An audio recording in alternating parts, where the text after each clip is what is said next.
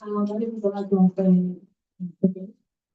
So I'll be reading Portrait S by Professor Oshibari. Unfortunately, I don't know if I guess we go. Perfect. It's not the esoteric whisper of an excluding tongue, not a flat track for a wandering audience, but a learned quiz to talk to the Greco-Roman world. Poetry is a life stream which gathers timber, the more plots, of action, the more mind experience. Poetry is not oracle's final, but a soul philosopher's stone. Poetry is mine. Meaning, the second one, which is my favorite, and the title is Reader and the Land. So, the lion takes its claim to the leadership of the pack, but the antelope remembers the ferocious silence of his horns. The hyena says the crowd is made for him, but the impalas shudder with a The giraffe craves the peaceful front, but his eyes are too far from the ground. But the zebra says he's right to live. The pack points to the whiskey on his stripes. The elephant trudges into the power testing, but its colleagues rank his confidence. The warthog is still hungry. The rhino is still riotous. The pack thrashes around like a snake without a head. Our need calls for a habit of habits. Proclaims the forage state, a little bit of a lion, a little bit of a man. Tough like a tiger, compassionate like a dove, transparent like a river, experienced like a lake. A leader who knows how to follow, followers, mindful of your rights to lead.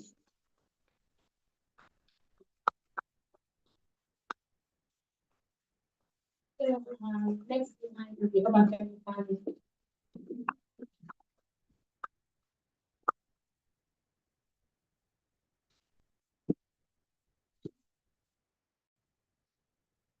Good evening, everyone. Can everyone hear me? Clear. Thank you, sir. Thank you for your reading. The first poem that I've selected here builds on what she has read, even though we did not. This is titled Every Good Poem. Every good poem is a jungle of nonsense, a patterned madness waiting for its hidden method. Untie the knot and watch bundled thread, yes, their way to sumptuous robes. I need the night's eye to see the serenity of silence, the unspoken prophecy of days with absent hours and restless continent, even in the pocket of the spent the forest from the savagery of hope, the timber lorry, Ariel, the quick, the dead, too quick for the captain call. Life's clock has 1,000 faces.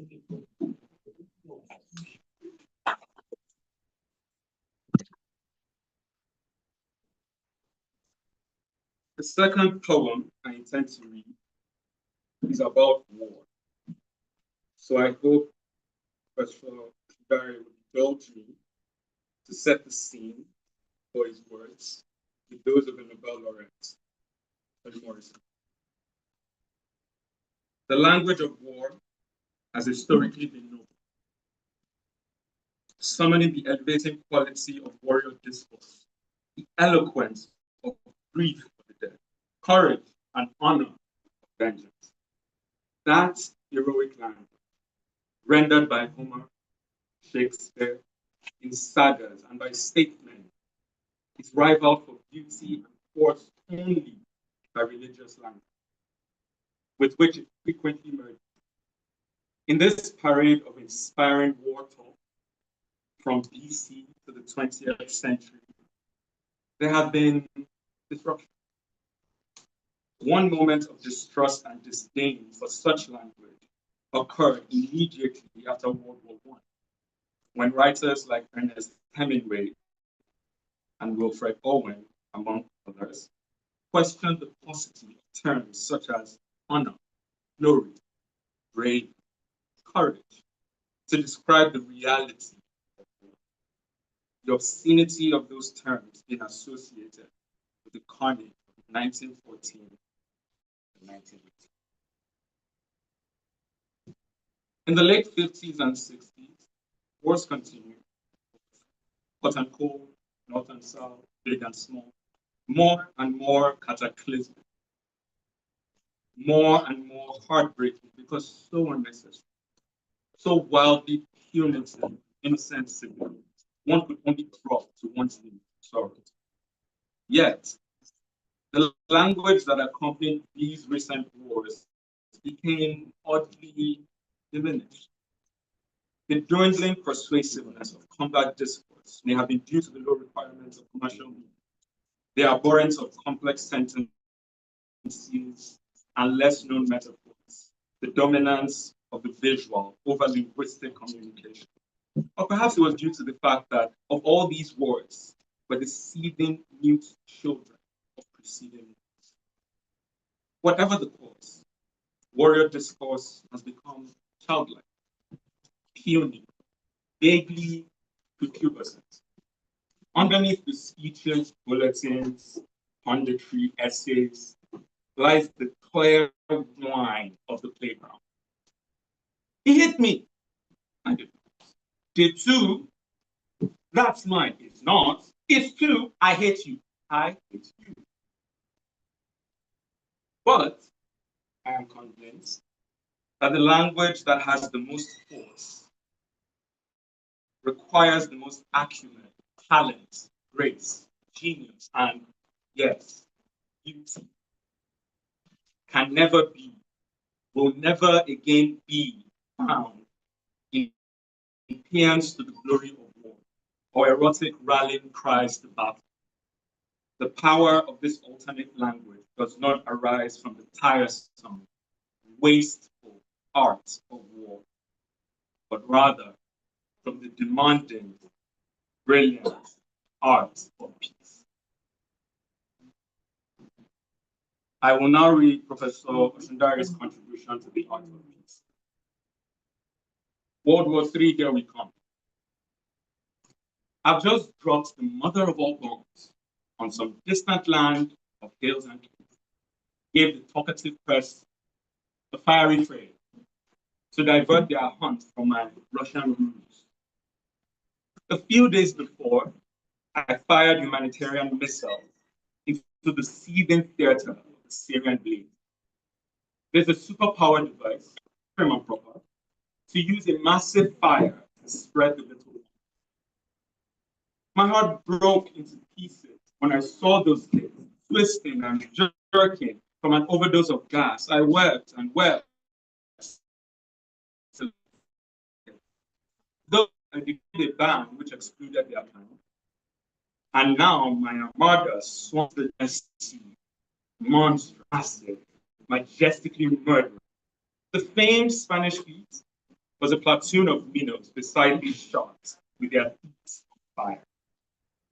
Nights of sky, nights of fire, skies of flame, behold the lethal beauty of exploding ordnance. The masterly Mohawk and its mindless mayhem, named after a tribe we have since erased.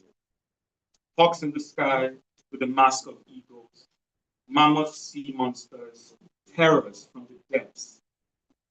The era of appeasement is gone and gone as we march, shocked and awed to a twilight. Thank you.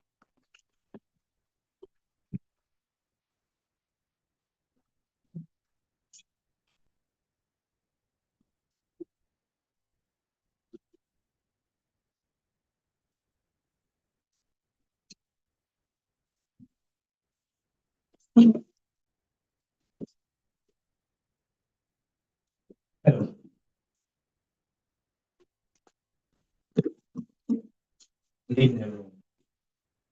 My name is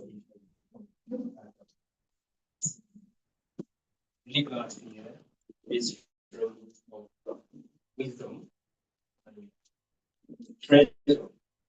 So I'll be reading Professor Oshedari's poem from Toronto Review 1990.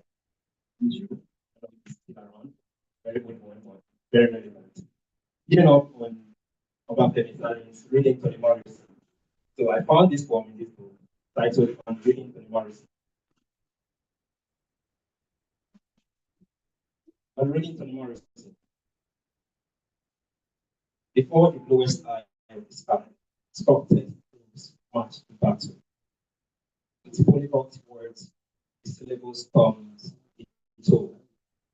At the edge of the season's lips, when memories plead as throats. At the cemetery, on the other side of the dark rivers, a distant phrase in the quarters of the remembered song, passed age to age like a tribal proverb.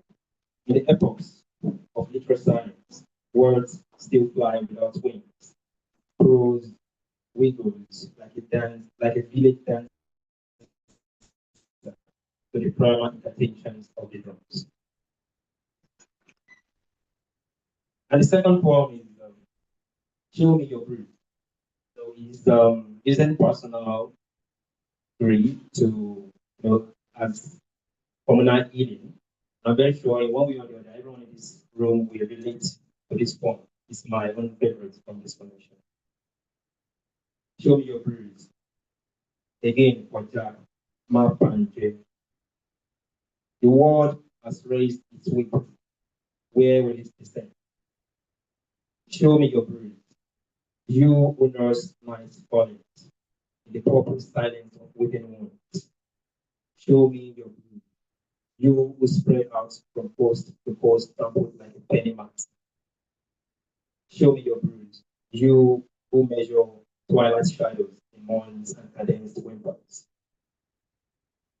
Show me your brews. You in whose palm the tyrant splintered his gate. Tell me the geography of anguish, the circumference of the rock, the chemistry of tea, falling, falling, falling like liquid passion from cheeks of bronze. For I too have suffered, fleeced like a black sheep in a caramet of calibrated shears. For I too have suffered, every bruise leaves poor print in the skin of our memory. And when we behold his heart, who remembers the one? Thank you.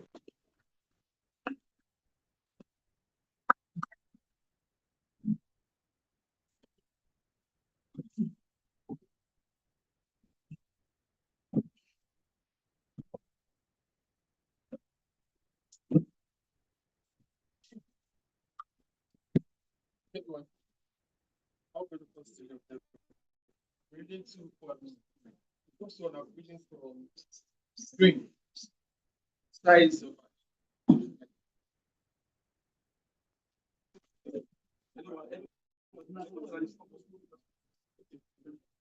yeah.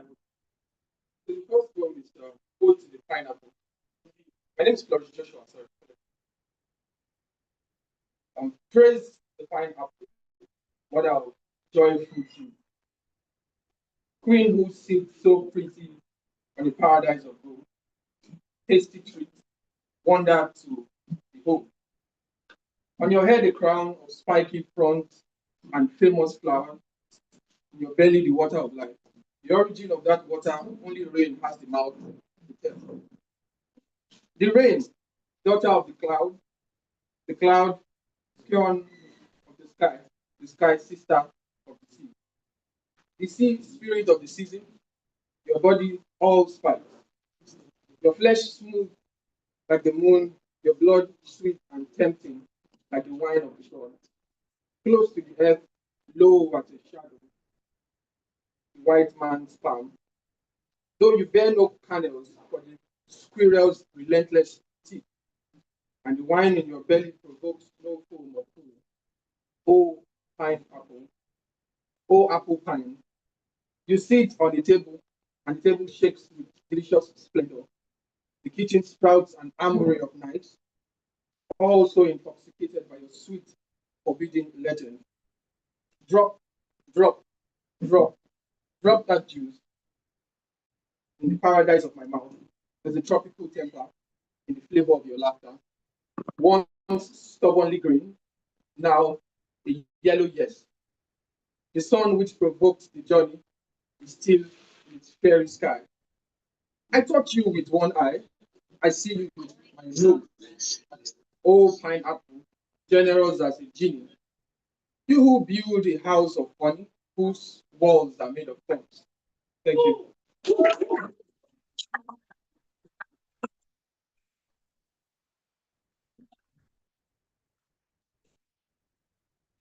This second one is my favorite of Professor Lee Yoshida for personal reasons, and it's titled In the Mood for Love.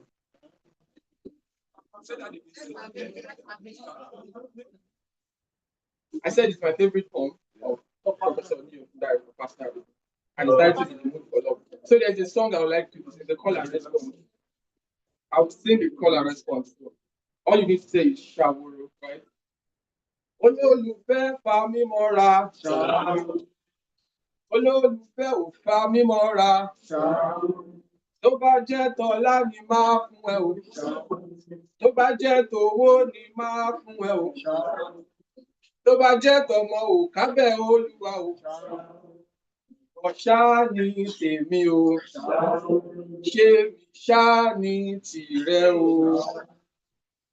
In the mood for love. The moon is playing hide and seek behind the clouds. The mellow smile lingers on the lips of the sky. Tides tease and tangle at the water's edge. The buck eyes the doe with a deep, alluring passion. Ah, Sumabi Ologuro, I'm in the mood for love tonight. I can hear pigeons cooing in their coop. I can hear Alapa and Dede swapping notes in the shady heat. Oge taunts the wind with restless tail. In the narrow lane between the wall, the baobab's bulbous bone is swinging in the wind, swinging in the wind, swinging, swinging, swinging in the wind. Ah, Sumabi Ologuro, I'm in the mood for love tonight. Touch my tail, smell my song. Behold, unravel my rave. Behold the dotted lines on the pages of my skin. Unfold my flowers. Unravel my rave. Sumabi Ologuru, I'm in the mood for love tonight. Stir little fires in the furrow between my ridges. Plant me a song in your loamy acres. Palm my memory. Mold my mask. Let rasping leaves caress the fruit at the branch's edge. Quench this quest with the magic of moments. Ah, Sumabi Ologuru, I'm in the mood for love tonight. Settle this score with the argument of the harp. Uphold my plea. Roar heavenwards on the wings of my song. See my face beyond the mirror. Plumb my soul. Undread my dream. Say my name. My name. My name. My name. Say my name. Ah, Sumobi Ologuro, I'm in the mood for love. Tí wọ́n bá ti bà, ṣé màá fẹ́ o? Ó ní sí ò fa mímọ́ ra o. Tó bá jẹ́ tọ́lá ni máa fún ẹ o. Tó bá jẹ́ tọmọ ò kábẹ́ olúwa o. Ọ̀ṣá láyà mi o. Ṣé mi ṣá ni tìrẹ o?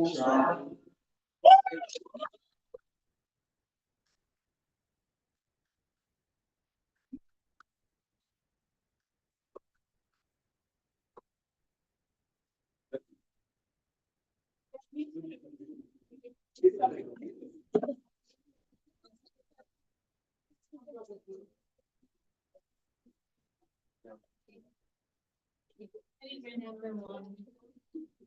My name is. My name is. Hi. My name is Oluwatomi Sinoloronfemi.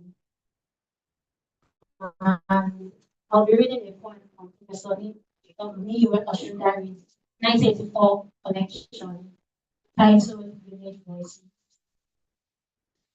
So the poem itself is called Stars. The first time I read it, I thought, this looks like Nigeria.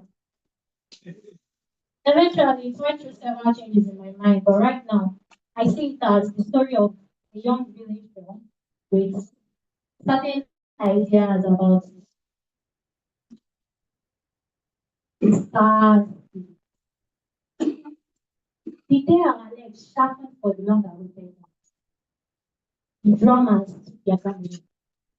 Our longing was linked by silence. They say the stars. The year we longed for big yams to fatten our famished hopes and put the luster back in sunken sockets. The sky went dry, the earth a cauldron of broiling hunger, and they say the stars. In GRAs, children quarrel over a choice of cars, strutting out in the costliest velvet from the looms of Europe. Cash registers, pop out tapes on brimming shopping baskets, and the choicest beef santers into silver pots, while we wake up wondering where the bread to dry the tears of weeping children, where, just where the clothes for the Amatan skin of the home. And they say the stars. After that,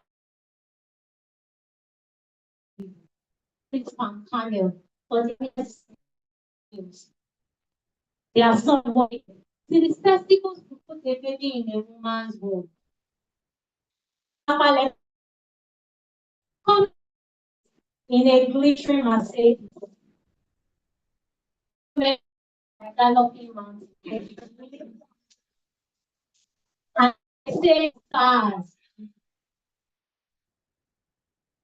We shall rip down the stars today and give them a sky.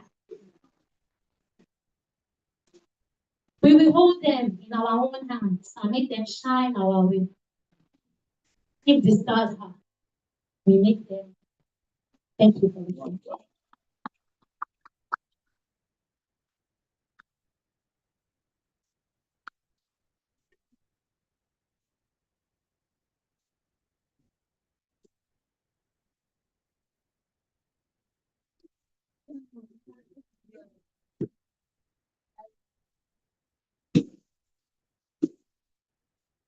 Good evening, everyone. My name is Afan, and I'll be reading two of my favorite poems from Evelyn, Once Upon a Forest and What's My Living. Sorry about my voice, I caught an allergy coming. These two poems zoom in on our actions and inactions thereof, how we engage in human politics. It challenges us to reflect on our complicity and what harm is happening around us. The point rhythm, almost like a chant, sticks with you, urging action. I hope it scares you as much as it did me. Deep green, once upon a forest. Deep green, my testament as I forage through this forest of vanished glory.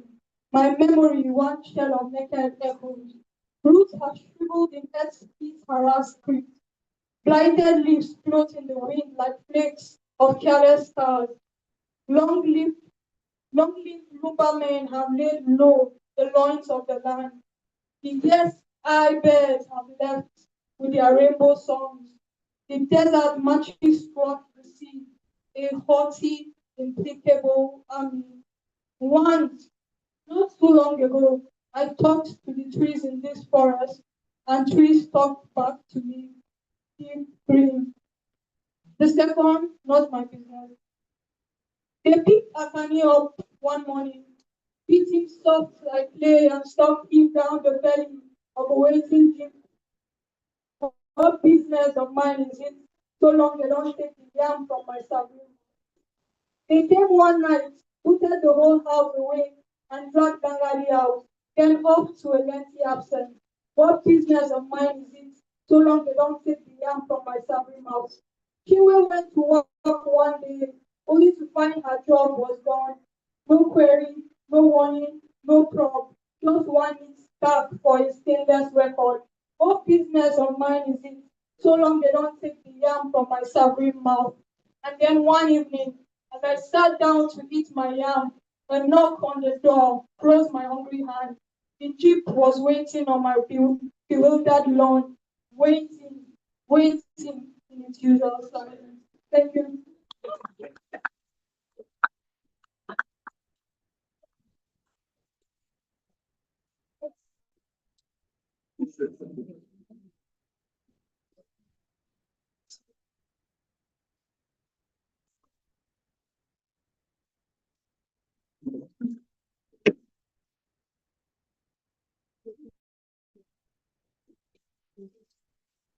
Good afternoon, everyone.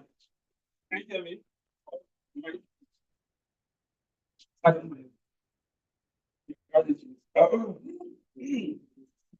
So I'll be reading Saturday by Professor Lee Oshindare.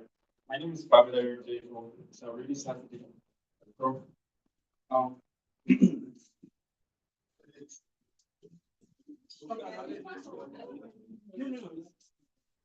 Found it, freed it. The cock grows begrudgingly, its poem tremulous and wildly voluptuous. It feathers a rapier touch over the dusty room of its lonely perch. Audible, strangely, the clock tolling every hour, seeking our mortal fear, the mightiness of the minutes, the sluggish footstep of a walk on day across the waking expanse of the road, the sky mists, yawns and yearnings, mental twitch in the biceps, friction in the joints, mattress dreams rising, insisting on a place to stand, on distances to walk. And Sage, the wizard of the wee hours, up, up, and go, up, and go. Don't just bring the world on your lying back. Grab its fruits with your sweating hand. The bird of the day is far away, way up there on the tallest tree. Its perch is sure, its flight is free, its beak is bronze, its feather is gold. Oh, so far from the yearning hole. To catch the bird, you must try and try. Jump off your feet and learn to fly. Up, and go, up, and go. The road lies ahead, dense with you, its countenance severe, its spine unspent, miles of memory, sweeps of insight, waiting for the music of the march. Between the sleepy hesitation of the bed-bound wheel and the migrant haste of wayward cravings, the day dawning lies, riddled with grime and grit. Gives us the wizard of the wee hours again. Daring new dawns is no act for the strong-footed. It is courage that rules the territory between the sleeping chamber and the striving street. The rarest diamonds live in the dirtiest dust, up, and go, up, and go. And the amber rays of the mellow morning adult into the silver strokes of an overarching sun. A lonesome glare unmasked the eyes, seen and heard the wild tom-toms of a tropical sky. Saturday, run away day wise with words, wild with drums, wild with round regulars, and their mobile itinerant mountains, wild with old songs echoing new in the streets. Saturday, day which has ample room for our rituals of excess, wedding bells coiling in funeral tolls, diverse ceremonies up with painted faces. Today's right foot is heavy with sin. Its left perfumed by puffs of the powder of paradise. Dancing day, summit of songs, roofs rock, tree trunks sway like masquerades in a state of trance. Laughter soar in the high heavens, Rainbow wardrobes atop the streets, flighting trends drink wild dissipations in frantic fabric. Saturday, famished expectations argue with exuberant hopes. The horse which gallops on the moon's long road looks back at his wandering tail, then commands, never say nay. Moondrops cure the blisters of the road. Moondrops cure the corn on the smallest toe. The road this crowded day has learned to walk without stumbling. Hills lend their faces in the mirror of polished pebble. The soul strides through a jungle of tar. Moondrops clip the nail of erring toes, and the hours amble along, their garments gray with spent moments. Shadows linger, they climb up the sky of a vanishing twilight. Homing egret, echelon in chalky spaces, glide through the hospitality of gracious heights. Hungry smokes rise above the roof, political tabernacles gnash their teeth. There is wind in the stomach of their word. Ojo Abameta, today is a crossroads of motions, overtures. Today is a crossroads of motions, as all in their baggage of wishes. One motion binds life to the term of the sky. One winds death round the big toe of the sea. Countless others build death in the uneven beat of life. A Shida stands on the precipice of mortal options, wondering which path to plant his foot. A Shidale stands on the precipice of mortal options, wondering which path to plant his foot. Close and very far, seen and unseen, short and very tall, black and egret white.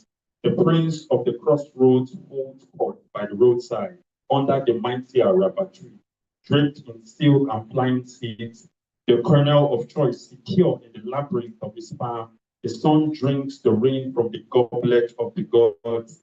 A rainbow heaves in the belly of the midday sky. The kernel splits, a crimson cold is born. This short day is very long. Life's journey winds round its branches like a giant cobra.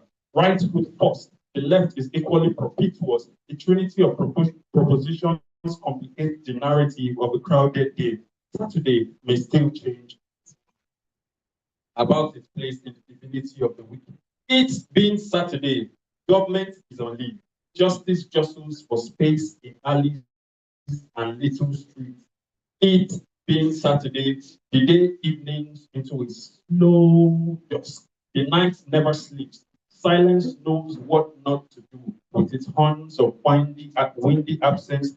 Tipsy fingers strum the ribs of the street. Lampposts sway in the dark stupor of Nepa nescience. It being Saturday, nights cough without sneezing, drink without pissing, regale lengthy hours with their monica from their wardrobe of night. The nights never start, they start and aging withers and meanders into Sunday sea. Tableau of tide lays down the tribute before a tale of drink.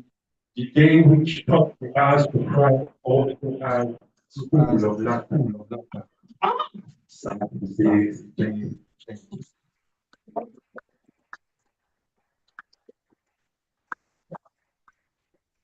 Please, round of applause for them.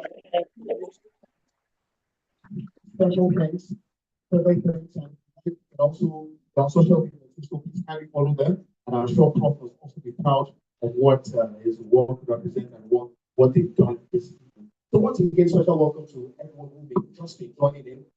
You've missed quite not much, but you've missed quite a lot. And we hope that you can catch up soon. And also, not to waste any more time, someone stepped in also. Want to also specially welcome the dignitaries that joined us today. Also, we have two renowned journalists with us. We have Mr. Shio Akinola with us. We also have Mr. Michael Olatumoso, who's going to be thank you very much. While Mr. Jacobs was reading the square, we also had Professor Additional Lion joining the so, not to waste any more time, please, a round of applause, a big welcome, Mr. Fabio Baramosi, who is going to be helping us. Welcome, Mr.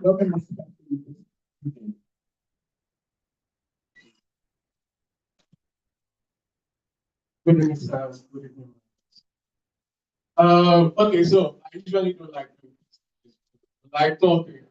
I just like I just like to stay behind the scene and do the work that needs to be done. But I am delighted to see your faces here today. Yes, I am in the presence of, there's I can't remember where I heard this from, but they say there's something about standing in the presence of greatness that makes you bow. Even when nobody asks you to do so, just find yourself doing it naturally. So it is a great delight to see your lovely faces here today. And more importantly, all our teachers are here. Our teachers are here. Our fathers are here. And the fact that we made the call and then the answer is perhaps the biggest honor for me and the team today. This has been a dream that we've been working on for some years. Here and there, on and off, things will happen, things will not happen. Then we put it off and then we visit it again after some time. So it's a great delight that this is like the first event that we're doing. We plan a couple of events as leading up to the first Ibadan Book and Arts Festival, which is planned for October 24th and 25th, 2025. And to be able to come out here and tell you lovely people that this is going to happen in some months' time, it gives me so much joy. And then again, Professor Shudari, they actually agreed to have this reading and this conversation. And Professor Shudari is also here.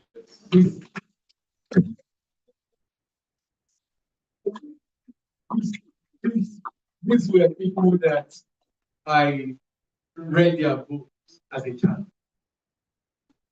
And in the past 10, 15 years, I've also had the honor of being able to know them and share moments with them. So it's a great honor to have them there. We're doing this not because we just want to do another event. We're doing it because Ibadan is where it all started from. Yes, a lot of things are good things happening around the country. But yes, we do not forget. We have not forgotten where it all started from. And so, as I welcome you all here today, I am going to say that in the months to come, in the weeks to come, we will be reaching out publicly and privately to a lot of you here and even people outside the four walls of this venue for support in one way or the other. We need to curate panels, sessions, we need to have exhibitions and all of that. They are still being planned right now. But we are not planning it alone because Ibadan does not belong to us. It belongs to all of us. So in one way or the other, we will be seeking your support. Yeah, in every way possible. Please, when I say support, don't think of it exclusively in the Nigerian sense, okay? Yes, we need money, but it is not only money. Some of you have access to some of the guests that we would like to have. So please, some of you have fantastic ideas, fantastic trainings, fantastic exposures that we can bring to bear on panels and sessions that we hold at the festival. So we have the email addresses and contact and telephone numbers of, I believe, everybody here. If you don't have yours, then it is your fault. You must have smuggled yourself in here. So please, there's a lady by the door who you can leave your email address and telephone number with so that we can reach you, send you further updates about the events leading up to the festival and the festival itself. We would also be needing volunteers and all of that. So we would reach out. This is the very first. Next Saturday at the New Streams Conference Center on Alalobosa Road, we would also be having a conversation with Dr. Tunji Adebola. Does anybody here know him? we'll also be having a conversation as part of activities leading up to the October Festival with Dr. Tunari Bola. So for this, of course, the flyer will go out. We wanted this to be over first before we start getting that flyer so that people do not get confused and go. So, but that's also happening next Saturday. We hope to see some of you there as well. Thank you so much for coming to all our fathers, to all our professors, to all our friends. We thank you for honoring our invitation, and more importantly, for coming out to celebrate Professor Lee Yoshidari.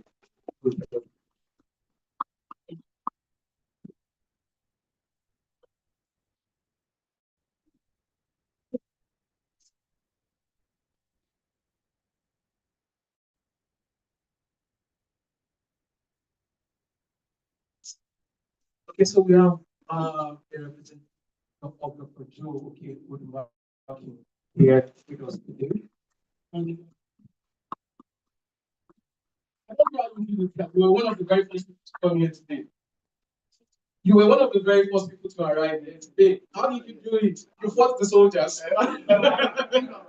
Okay. He's an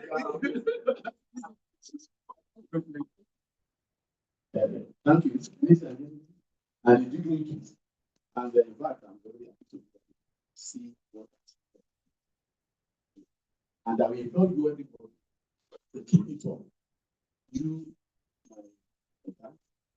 my mates, my junior, please, and please, it's even a point to my name is complete. I did the coordinator of Center for Chief University and coordinator movement.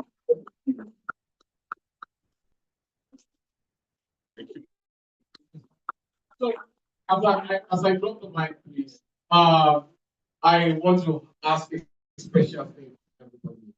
We need you to follow us online. Every platform you go, it is at Ibadan Festival. At Ibadan Festival. So even if you go to YouTube, it's youtube.com/at Ibadan Festival. TikTok, Twitter, Instagram, everywhere. If you go on that platform and you type at Ibadan Festival and nothing pops up, it shows that that platform is not relevant. Delete your account. Delete your account. So please follow us, and when you share posts from this event, you could also use the hashtag hashtag Ibadan Festival, hashtag Ibadan Festival, so that we can see them and also share them with our followers and friends. Thank you. And also, once you find on our YouTube channel, Ibadan Festival, we have a weekly podcast called The Place of Love. I'm sure that you'll enjoy it. We had super great guests come on board and that have come to read their favorite points. And also, we will have the poems that you love to read, that poem that you love, please do let us know. And can reach me, any of us, anyone wearing this color, anyone wearing yellow, reach out to us, we'll put your name down, we'll share the date for you to come record your session, and we'll find a day to publish it. Also, we also have a podcast also coming up that our own YouTube secret. I'm sure that you're going to enjoy it. Just to reiterate again, so please kindly follow us across social media at Ibadan Festival. That's simple, at Ibadan Festival. And you enjoyed yourself so far. And you enjoyed yourself. Please round of applause for yourself. So right about now, gradually, we are getting there. We're getting to that moment where we bring on Prof. But before we get there, so I'm just going to read. We're going to read a citation. We're going to read, just in case someone is here and wondering who really is. Who really is? So Professor Oshundari is an emeritus distinguished professor of English at the University of New Orleans, US, and a celebrated poet, essayist, playwright, columnist, and public intellectual. For over 5 decades, he has been a courageous advocate for social justice, common business, and voice to amplify the struggles and hopes of ordinary people.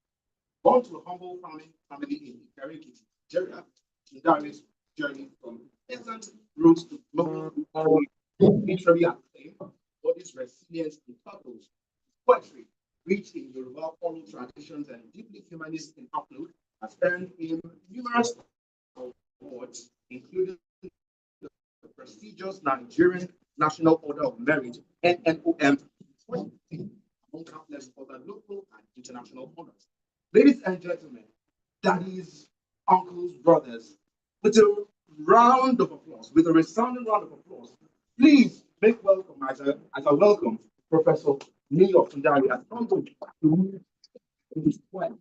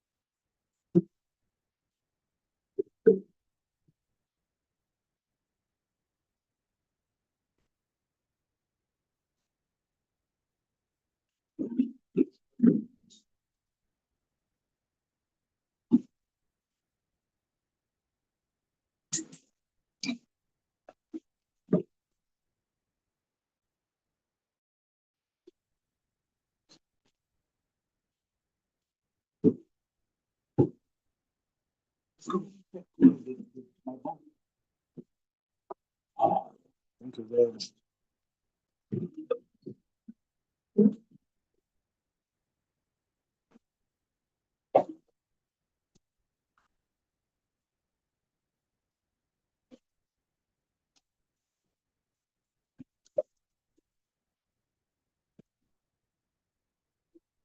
What's next? Hello. Hello.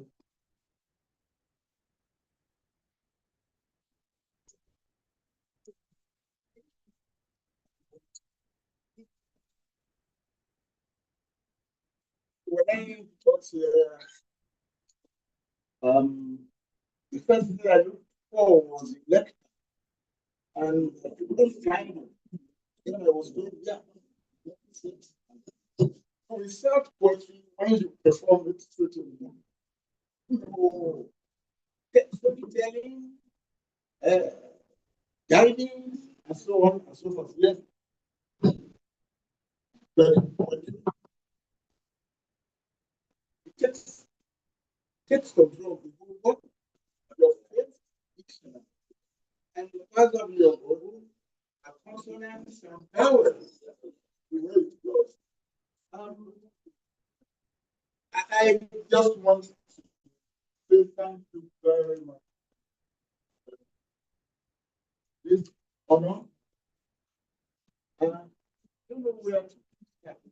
This time yesterday, I was more or less of the mind that this event must not take place. Nigeria, Nigeria brought loss. No,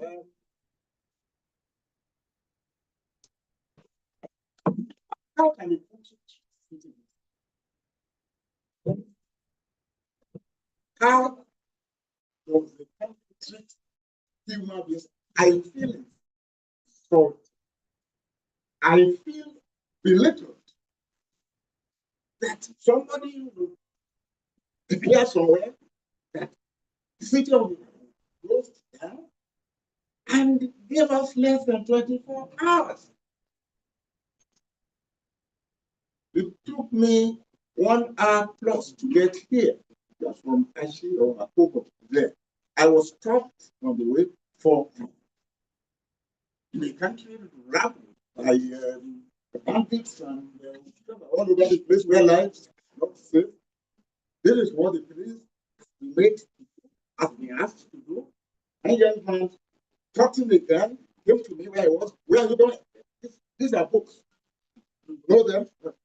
Come down and open your book. I said, take another look at the person you are talking to. Me. Our country, we have no country yet. No, no, no. This is not a country. Nigeria doesn't do anything for its citizens. That's one. The second is it prevents them from doing things for themselves. This is a disciplined country. This great event would not have happened. Now, the way the publicity was handled, this went to the information. Publicity went to every part of the world, from China, from Korea, from Canada, from the US, from the UK, from India. It's amazing how the internet works. You know, everybody will say, "Oh yeah, we have this money. It changed." Now, is it true that the time has changed? Somebody told me because of the time differential that by the time you now start, it will be too late for me to participate. Nigeria disables us. This is a country we love so much. Nigeria doesn't love us. Yes, I mean, why do we treat human beings like this? Am I angry? Yes. It is part of being human in this country to be angry. We can't acquiesce with we have to be treated as human beings. Who passed this law? Who made this decree? To close down the city because some election is taking place.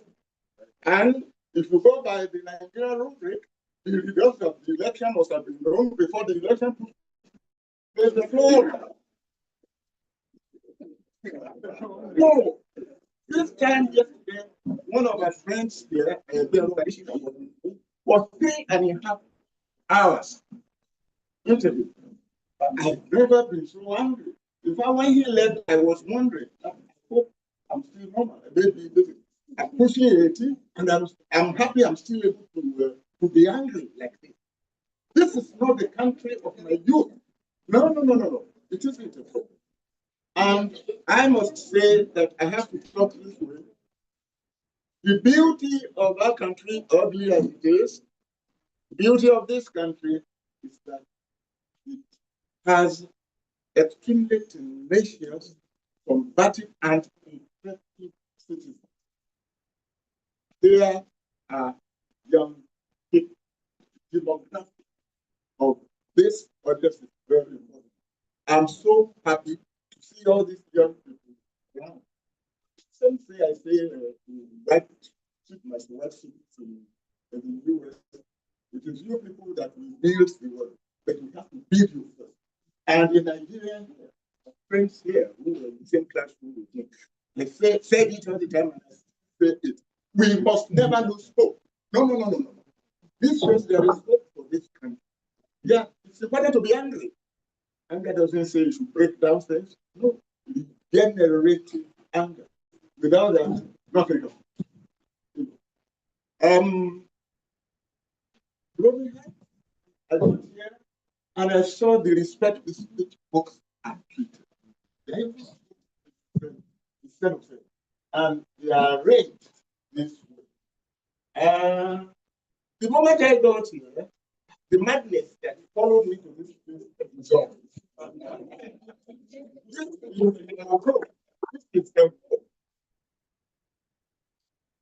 The country never developed beyond its ideas. If you want to measure, want to take a note of the development of the country, go to its classrooms, its laboratories, its bookshops. And so, yes, ideas. It is people who think that big countries, our rulers don't think.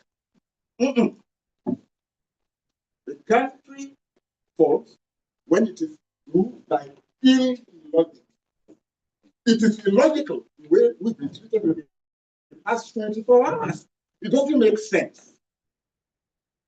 You run your private business the way our rulers run Nigeria, that business will go bankrupt. It is important for us to know this. Please know, be angry, make trouble. John Lewis, the great American, African American politician, who started when he was not a graduate, one of the real front runners of the fight against racism. He died about three years ago. Make trouble, positive trouble, trouble the water, as African Americans will say. This is what we are doing here. Whatever we are doing here, we are doing is part of Nigeria, not because Nigeria has. We want a country that works, a country that doesn't shame us. You know, I mean, many of our friends asked me, I was telling one of them, I hadn't had electricity in my place for 6 days. He said, me, is there a war? I said, yeah, that's quick. Yeah, an earthquake. I said, no. I said, the national grid went down without a disaster. Nigeria is a disaster. So, well, thank you for this. Uh, my first term book, when we were working on the index, I think there is somebody who already read the book club who can say you are wrong if I'm wrong, or if you are lying, and she knows I'm not lying. We're doing the index. Huh? Is there? Oh. Continue, sir. In spite of everything. Let me go into this matter. Where's the second? Thank you for 1 year.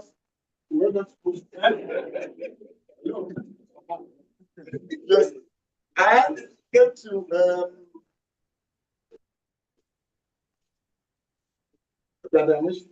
spending, but I think the predictive spending thought we were wrong and changed it to saving. That is what I call that is what I call linguistic serendipity. And it is also an irony. Yes, there is something of a savior's effort in what I'm seeing here, and what Savior has been doing for Nigerian country. He knows where the light enters. That is important. I want to thank all my friends for coming. They newly recognized. There is somebody here who knew it and saw it right at the beginning. Our Open then that person was just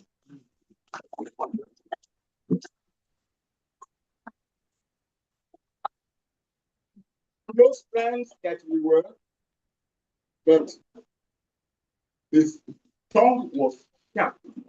His pen was even sharper when it came to criticizing what I mean, I mean, I mean, you say I mean about 10 times in 10 minutes. I mean, what's this supposed to mean? I mean,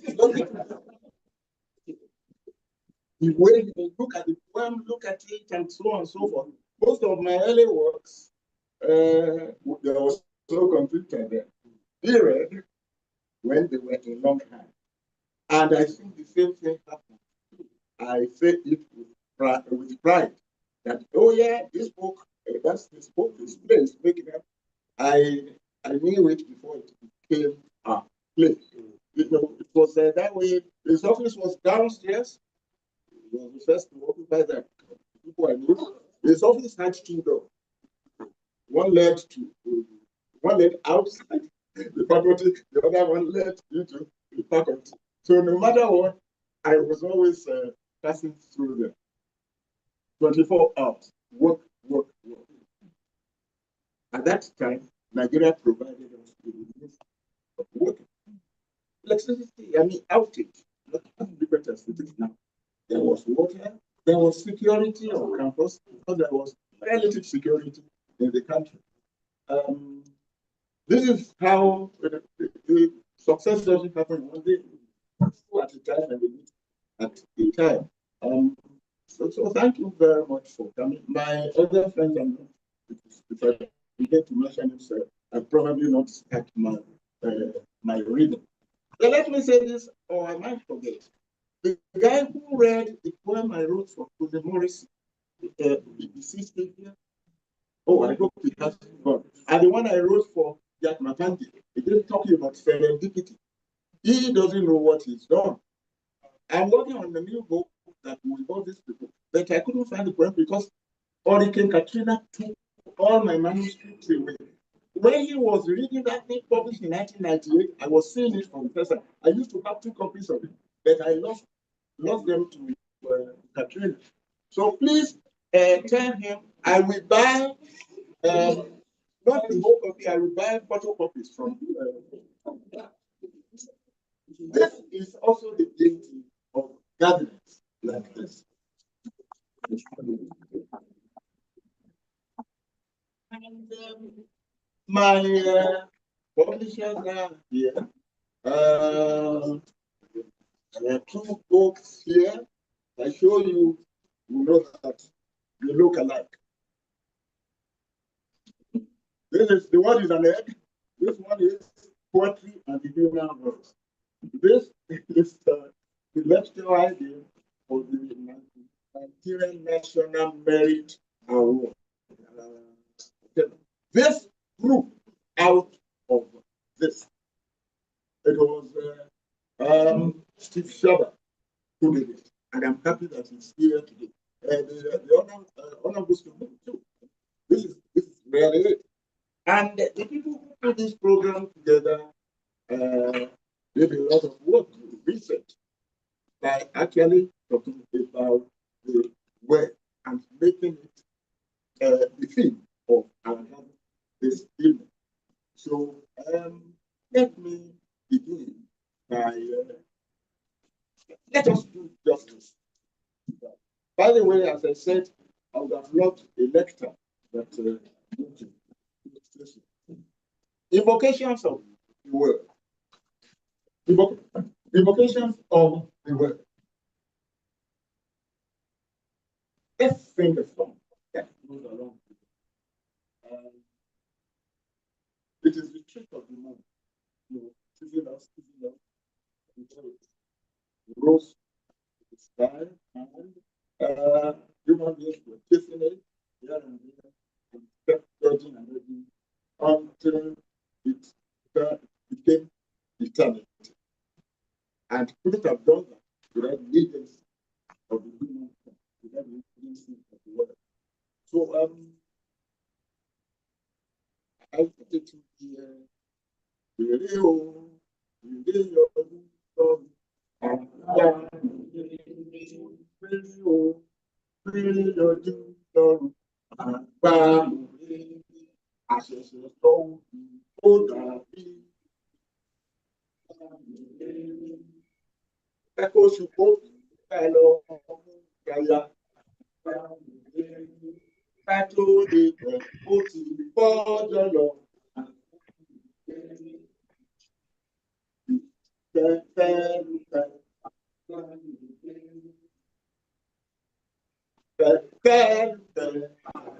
Invocations of the word. In the beginning was not the word, in the word was the beginning. On wide wing, deep rapid legs to the crouching leaves.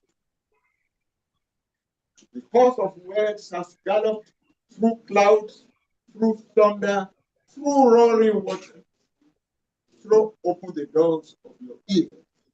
Act.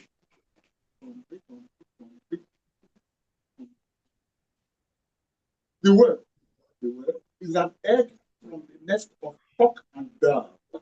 Its shell is sheath of anger saw. Its yolk, compost bed of bile and gold. The word is the woodpecker's beak, which rattles the jungle of the cat's eye that pierces the garment of night. The word is the fearless symmetry of zebra eyes, the fiery hoof fault of eloquent horses. The word is the armpit of stone, the drawing of nodding marble. I see the word. Plumbing distant clouds for echoes of golden idioms. I see the word shaking mountain heads with razors of reason. I see the word on the lips of the gun, animally red. I see the word in parliaments of contending tongues. I see the word with ears of joy, sparks of swaying rapture. See the way in the dream of a dream, in the dream of a dream, in the dream of a dream, in the cloud which gathers the rain, in the rain which unchains the earth. Ah,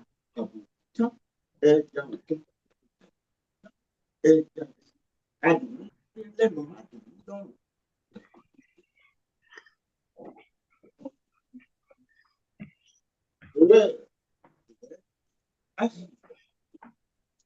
the rainbow of victory color.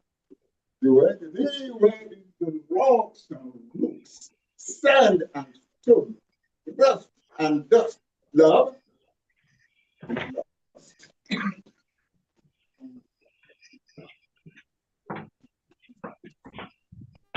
The word is rain, the word is dust. Rain and dust. The word is black, the word is white, the word is white and black. The word is life, the word is life.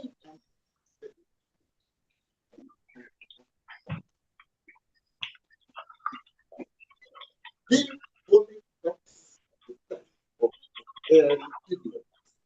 Let rounded laughter unlock the brow of wrinkled moons. Scatter the world in the valley of the moon.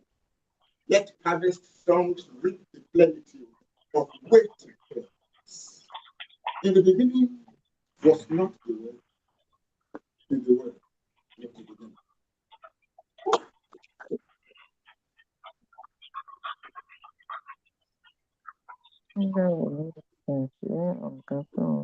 Thank you. Somebody read from Green. That person was one of those discovery. I don't know. This book was published in the US. The problem now is you get published abroad, you are not available at home. You get published in Nigeria, you are not available, but particularly because our publishers are not exploiting the infinite opportunities of the internet. I carry books with me when I'm going across the road. I carry books back here. I say Nigeria is a disabled. Yes. Once upon a time, when the naira and the dollar, you know, this 15 or so. Now, the way it is now, this book will be 32,000 naira because of the devaluation of the naira. Yeah. So when rulers do things, they don't think about repercussions. A good not ruler, leader is the one before he does something. How is this going to affect people? How will it affect the economy? How will it affect the woman who sells onions in the market? You know? So you have this. How can I give somebody this? And I say, bring 32,000. 32,000 is more than the basic salary of many people. Our country disables us, but we must make sure it doesn't continue all along that. Now, I have about 4 years. That's for the word. My greatest engagement now has to do with the environment. Started it in 1985, actually.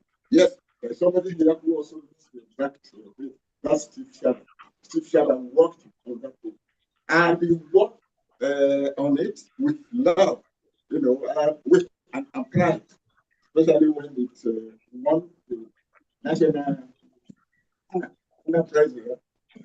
The same with Commonwealth Poetry Prize in London. That's the eye of the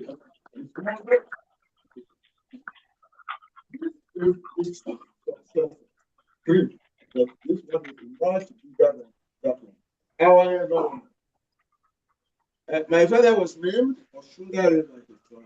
Oshun is a few years from our family, and it also crosses the road our farm. Oshun is an agent of and province of beauty. So my father was a farmer. We knew the importance of the rain. We knew the of three things. I come from the rainforest area of Africa, of Nigeria. My father also was a herbalist of a kind. Even before I started school, you take me when you were going to herbs, the back of the tree, on roots. That was before the coming of the doctor, medical Western doctor. You had malaria, you knew what back of the tree take use from, and then you cook all these things and well. In other words, we even had the goddess of the earth. So this is how I connected so easily with tonight. Annie, Annie, Ali. You must not treat nature with foul way, because if you do that, when I grew up right abroad, I ran into a Native American saying, we did not inherit this earth from our ancestors. No, we borrowed it from our children. So be careful.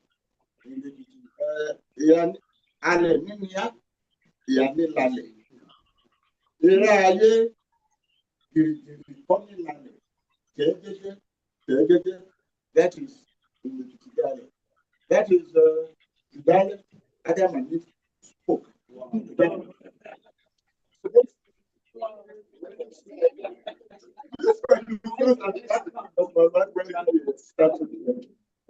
This, I'm really concerned about, particularly the way things are going. Katrina, which nearly killed me and my wife, and which took everything I had, took all my manuscripts and so on, and has given me a lasting trauma because I remember it every time. Wouldn't have happened if the oceans were not heating up. You know, the tree in front of our house was not felled by Katrina. Katrina uprooted it. The wind uprooted it and took the roof of our neighbor and planted it on top of the roof of the neighbor that was 3 or 4 houses from us, like a cap. So it is important for us to take note. Don't tell me something. There is that. So this is about that. And it begins with the hole in the sky. Echo songs supposed to go with from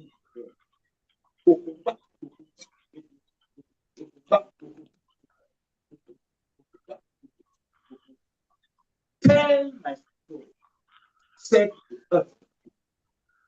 Oh, tell my story the way it is.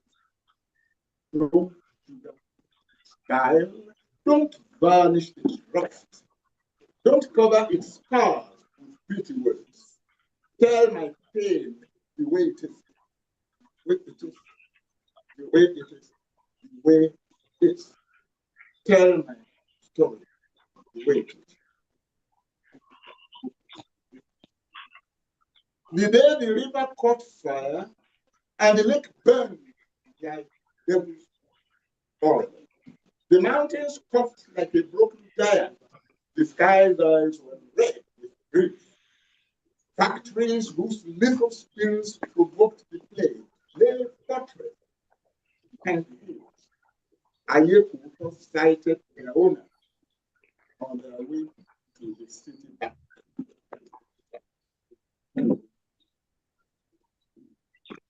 Ever heard the foot arguing between the knees over which brought deepest dose pesticidal plague? Ah, the poison killed the pest and later buried the people. Thunder of the sea rattled the silence of the wailing waves wander about their woe. The deeper the dolphin dives, the shallower its desire to peace.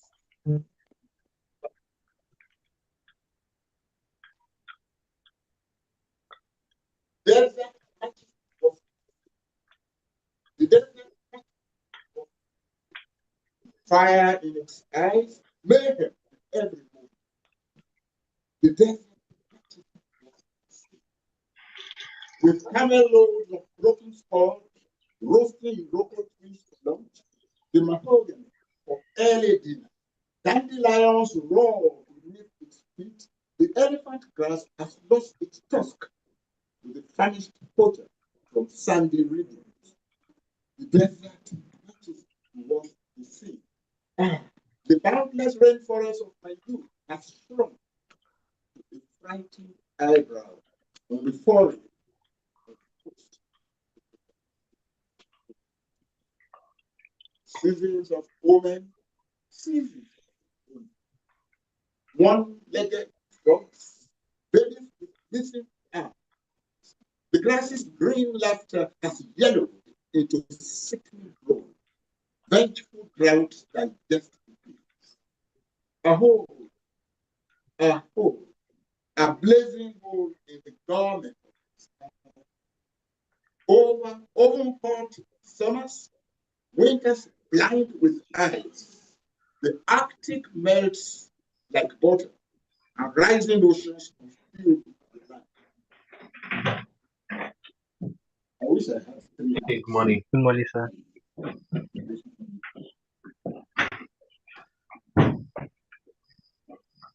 Fog-fraught cities broke beneath their famished factories. The rain falls, acid on frightened forests. The earth used to know was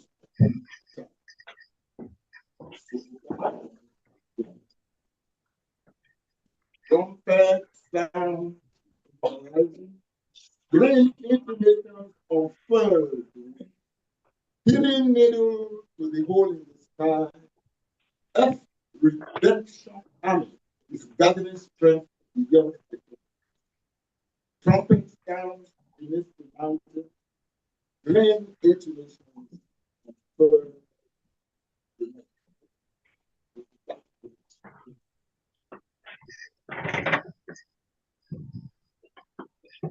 Came back to this country in November last year and went to a favorite place, the University of Ibadan campus.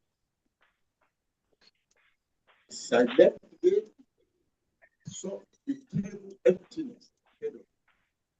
It was like a dream. I drove further. In front, between points on, and the alumni center was a yawning and deadly absence. The trees I used to love destroyed. Something told me stop. Another impulse told me drive on. I respected, I obeyed the matter because it was going to work. I still remember before I left, the other time I was around, I stopped by the Yoruba Center. Yes. And I just walked among those trees. I was watching them as they were growing, and I saw young people like you holding hands. Yeah. And the flavor of the air I breathed was different. I felt I'm the son of a farmer. My father used to say, when you talk to a tree, make sure the tree. Yeah. I talk to those trees in the storm. Those trees will come. This is like homes in the Basel. How to the university? You know a university. I hear of its trees. Go to Cambridge, go to Oxford, go to University of Leeds. In Toronto, the MOSS, MOSS, has been the subject of about 2 or 3 dissertations. No, what? And I said, what is it? What exactly is happening? The scholars put it this. They said they need the place for. There are other places on campus. Now, concrete and cement and so on. Concrete and cement will never grow. We never help your business.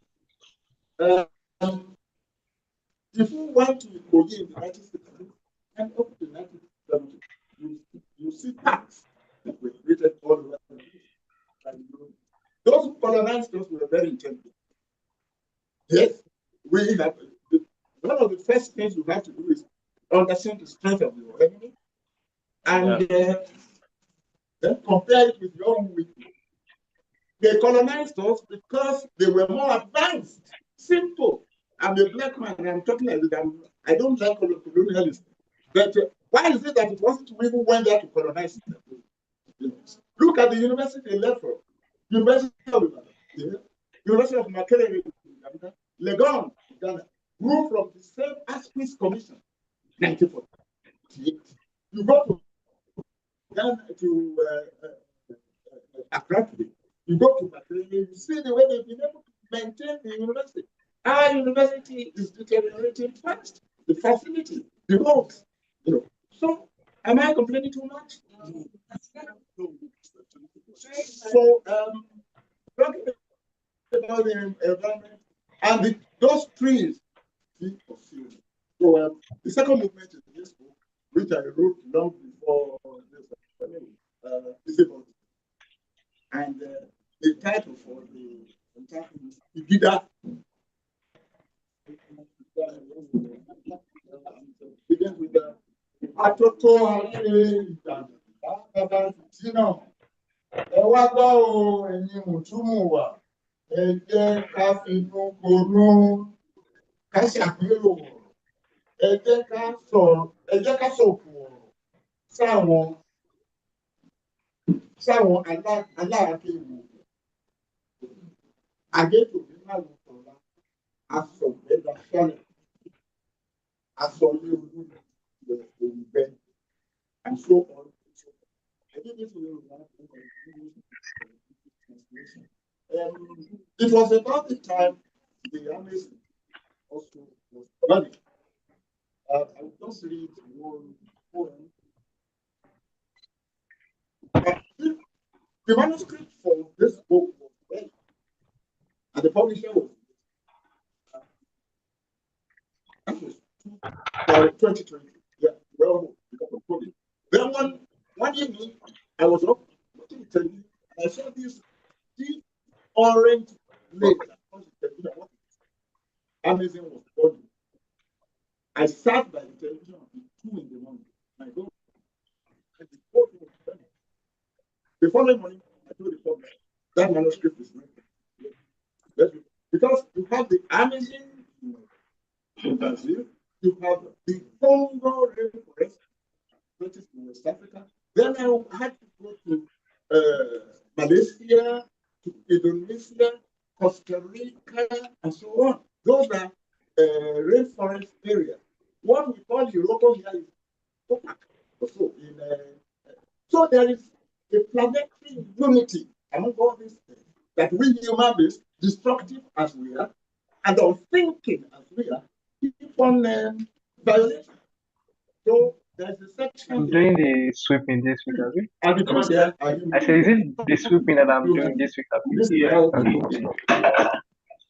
We are the trees of the world. We are the trees of life. We cry, we whisper, we shout, we breathe, we brood, we breathe.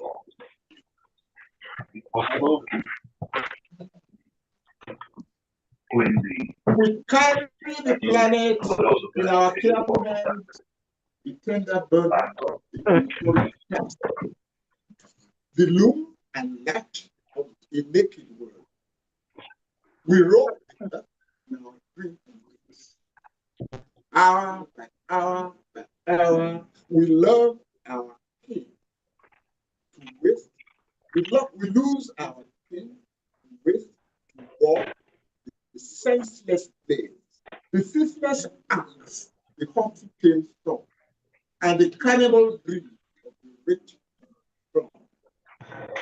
Don't do that. I will clean it. Don't worry. The butterflies, the forest crabs, the elephant cow, the sunset. Hold it. The tree alone take our future with the passion. The blind gold digger, the reckless farmer, subject your greed to defeat all. We are the trees of the road. We are the trees of life, pure of the past, proud of the future. We burn when ignite, we bleed when we are the vital load of the long planet. Where the rest of the book is on all about different aspects. Yeah, different aspects of the losses.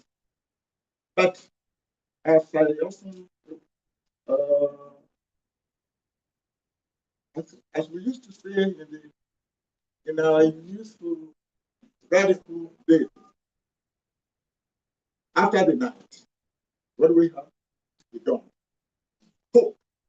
We must never lose it. So here, still we sing. Still we sing of life beyond the geography of pain, far from the quaky temper of violated mountains.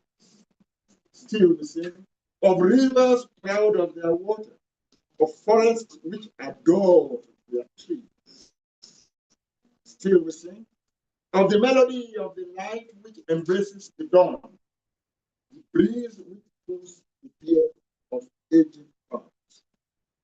Still we sing of the rain which provokes the seas, the conspiratorial canopy of laughing winds. Still we sing of the invincibility of the human spirit, after which survives the storm. Still we sing of the planet sail down. Of all things green and beautiful.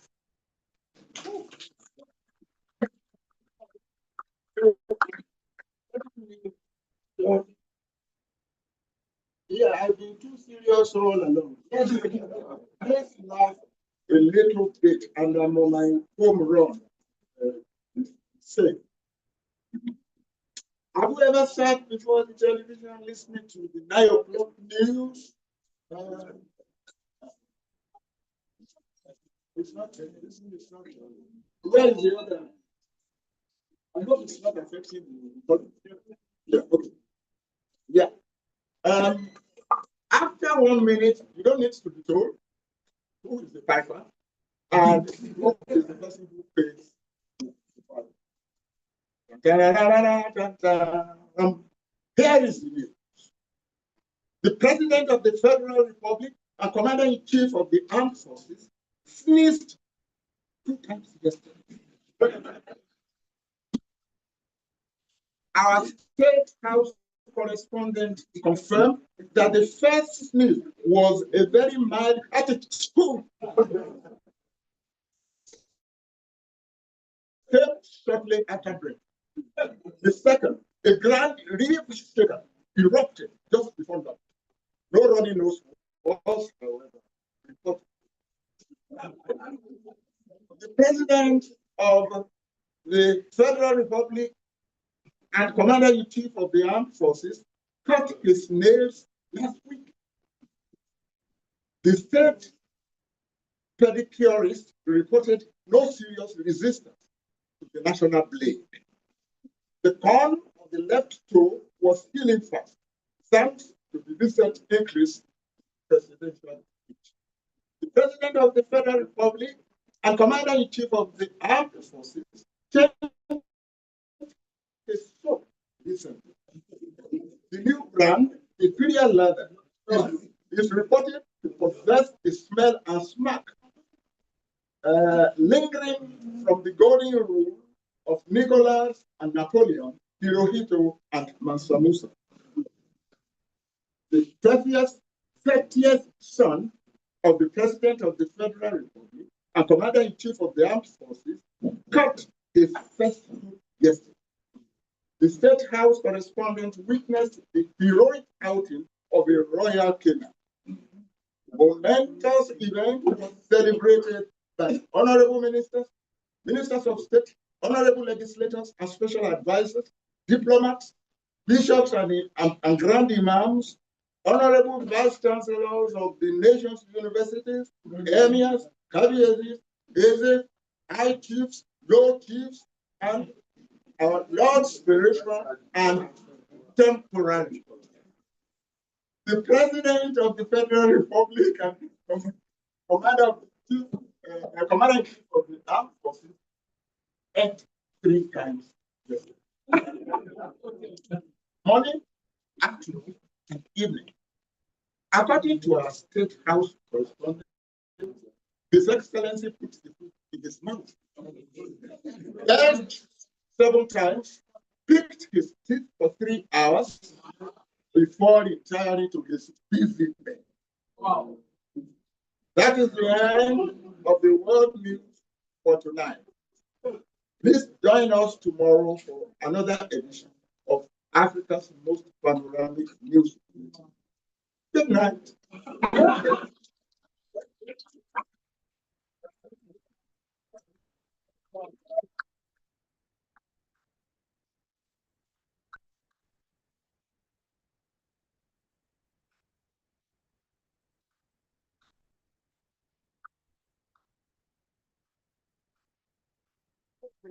Not to waste any time, please a round of applause also as I make welcome 2 renowned journalists right here as we go on to our conversation. Bring up.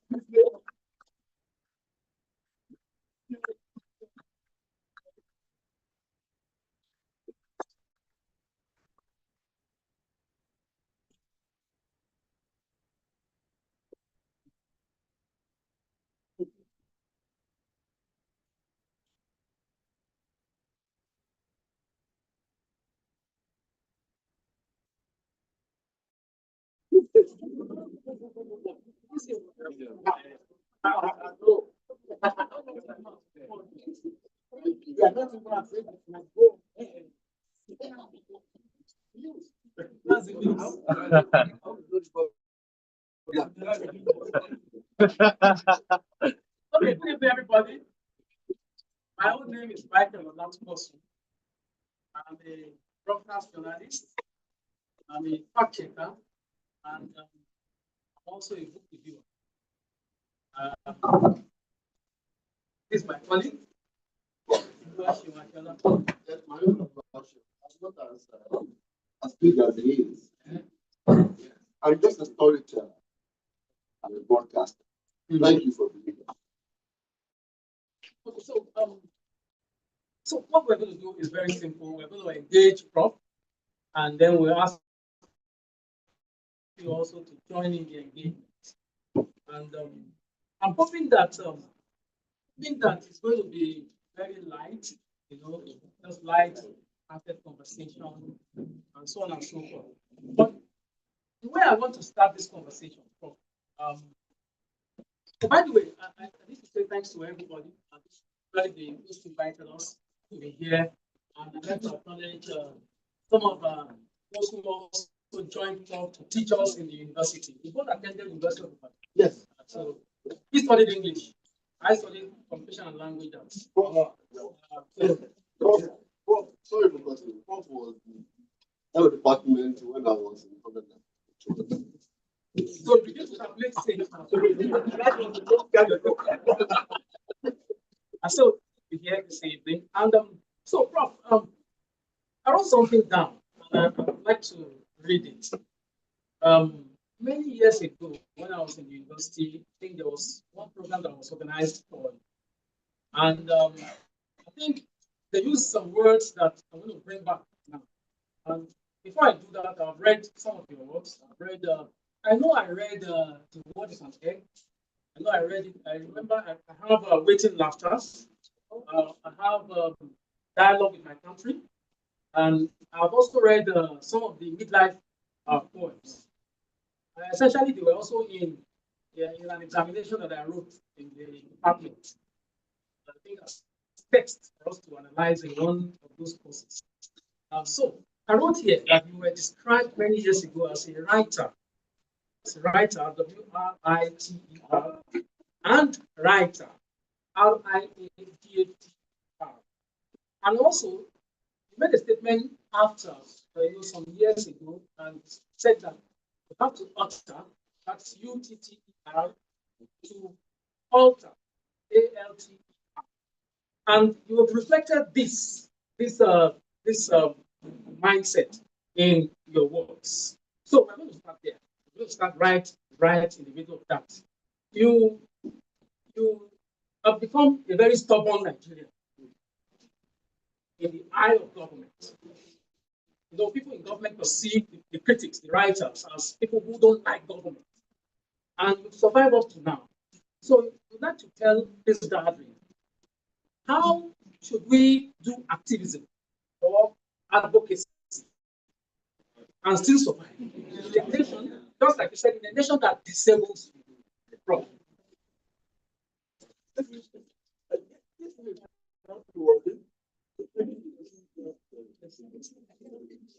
Don't talk now. First of all, where is Samuel? This is a conspiracy. How can I be sick? I'm feeling the heat. No.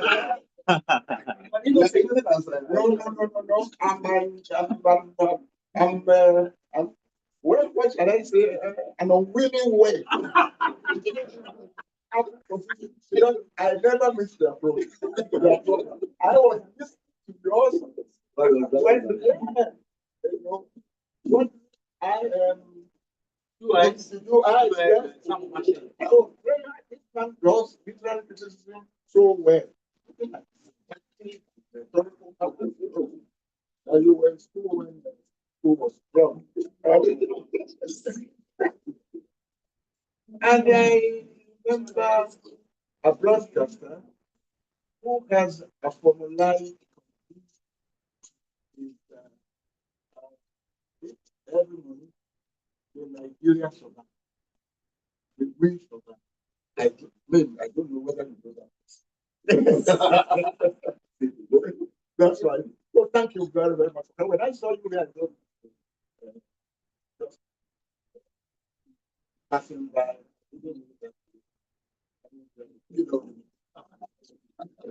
yes, I must tell you, one of the most difficult things to do in Nigeria is to able your sanity and your principle.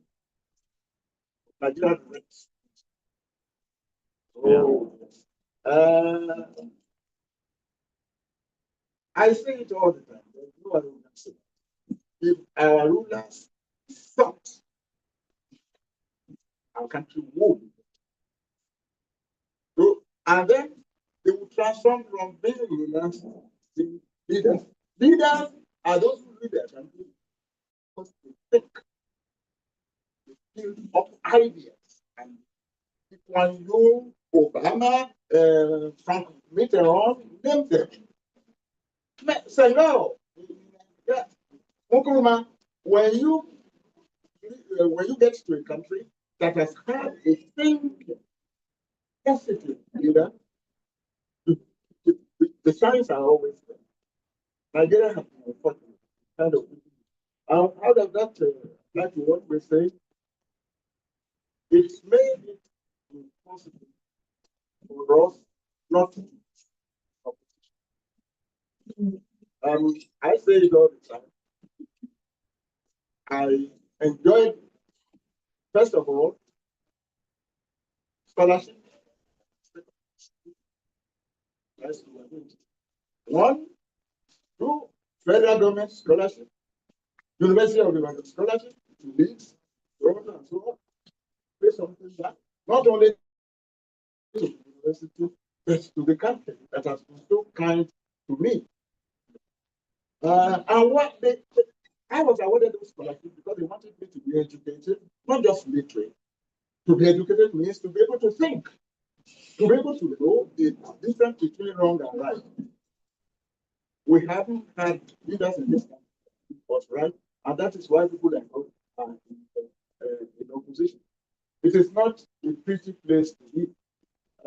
Again, this time yesterday with Bill for the mentoring interview. I told myself really talking. It is not easy, particularly during the time of military. Yes. I remember 1988 was here. 1988 was came to me that the governor of the then Ondo State, that was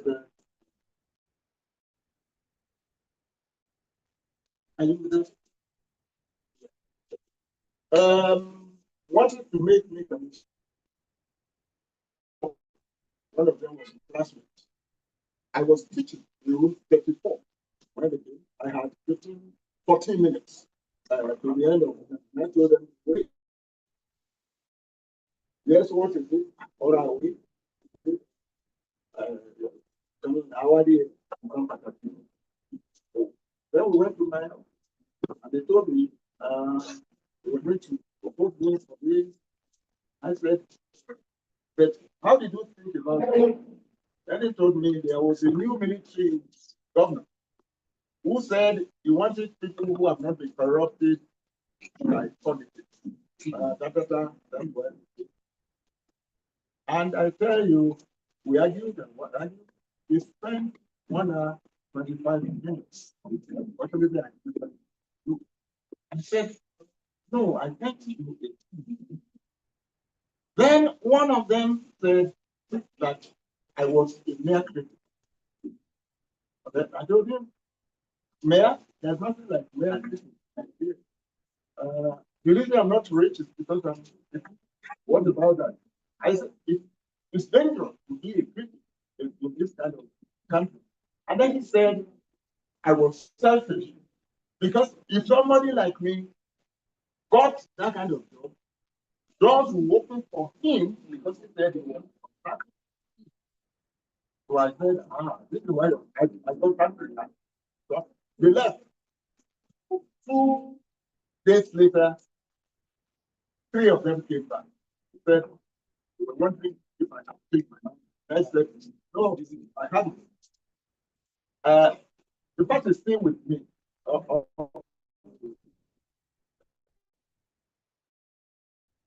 Oh, yeah, they then say, if I thought it was below my head to accept the commissionership at the state level, I would do 6 months, and after that, they will do what they call second up, that you pass me on to the federal.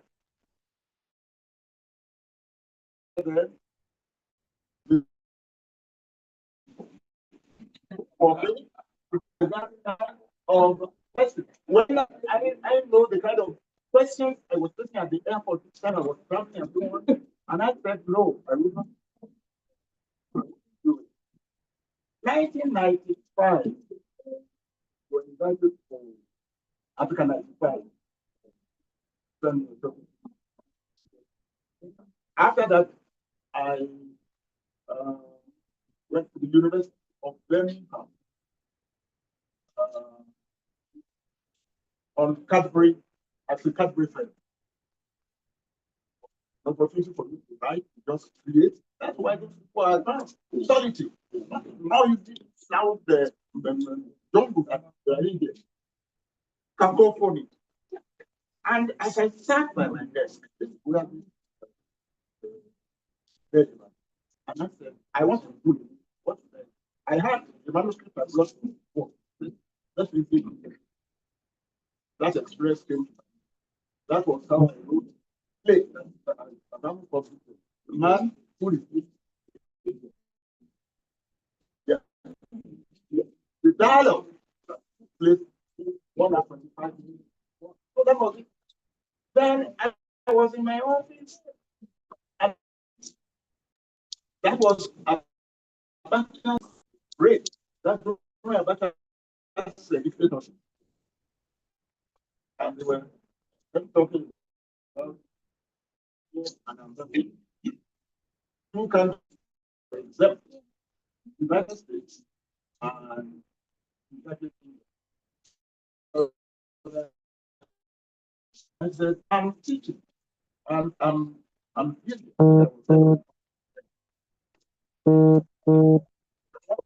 Give us an answer.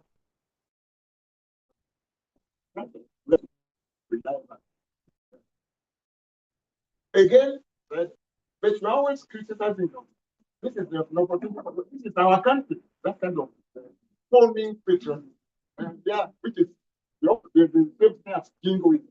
So patriotism without sense. It's money and it's honest. This is jingo. And I want so we this is our country. I say, our what do you mean by our? That is arguing. One was patient, the other one was French too. Great. Clinician. So the third go talk to madam. What madam? When I got home, my daughter was I just come back. And he said, Daddy, two men came here. Me. So they were walking up and down and we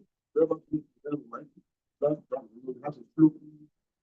First, I said this guy and then you saw me, you know. So then my letter started to appear. So yeah, these are things I really haven't talked much about. Just what I want to do, what about what show you guys the kind of stuff. But my letter started to journey. The most notable was the one from my old University of Leeds. I was to give a keynote address. We had made all the there was no internet at that time. That would be, the same thing think airways. But I didn't see. They were worried. What could have happened? The thing took place. I didn't know that they had invited me. I said, people have changed their mind because I had written up. It was about 2 weeks later that I filed a letter in my teaching Central Podcast Law. 36 home. Yes. I went straight to the food. What about it? And I saw the man didn't want to order a single word. You know, it was because he was afraid if it's not at the board. Then he motioned to we went out and we checked the order. Then we see it was two things. They used to feel the order, not let me. And sorry,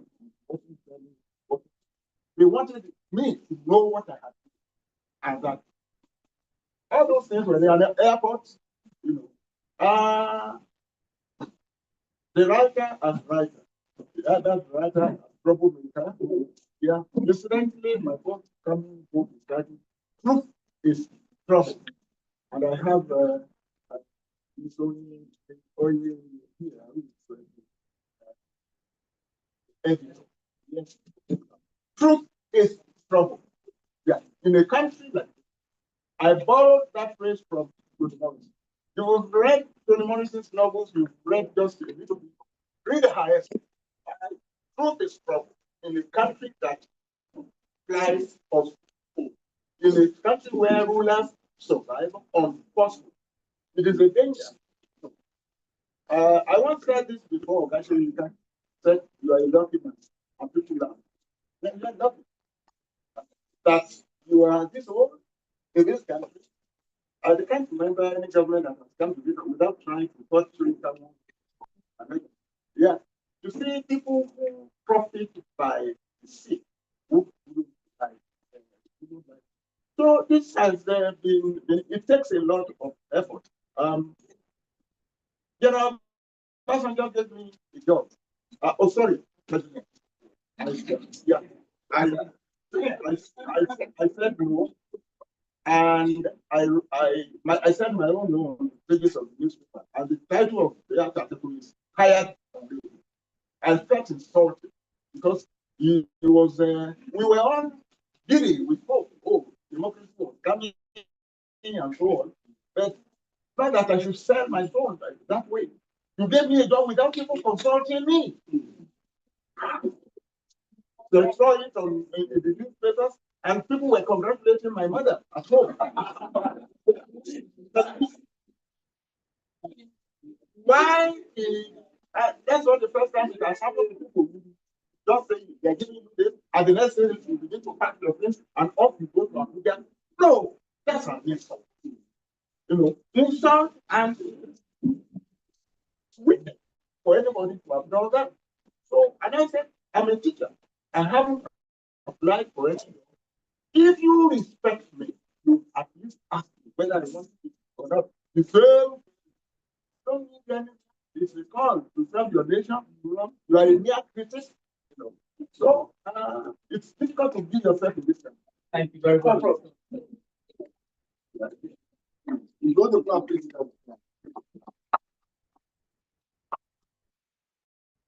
I'm sure an extinction. Stand for the storm. I told my colleague there's one point I like to mark, and it's a form that reflecting about Nigeria very important. I know you know the poem I'm talking about right now. So I pen it down here. The poem says, "My Lord, where shall I keep your mind?" There's a biting satire judiciary. And I was wondering why you use the word "more," and then you put the same thing. That's the thing. No. What led you into? I think it was a popular story on tell. And have you seen a change by any means in the last post of the Congress? Yeah. Thank you. Yes, my Lord, the first part of that, and then the second part, right? Oh, contrast between the high and the low, right? Between the legal and the illegal. Yeah, that is the essence. That kind of use of contrast. That is second. It's a very powerful element. Second. Yeah. It was 20. When yes, yeah.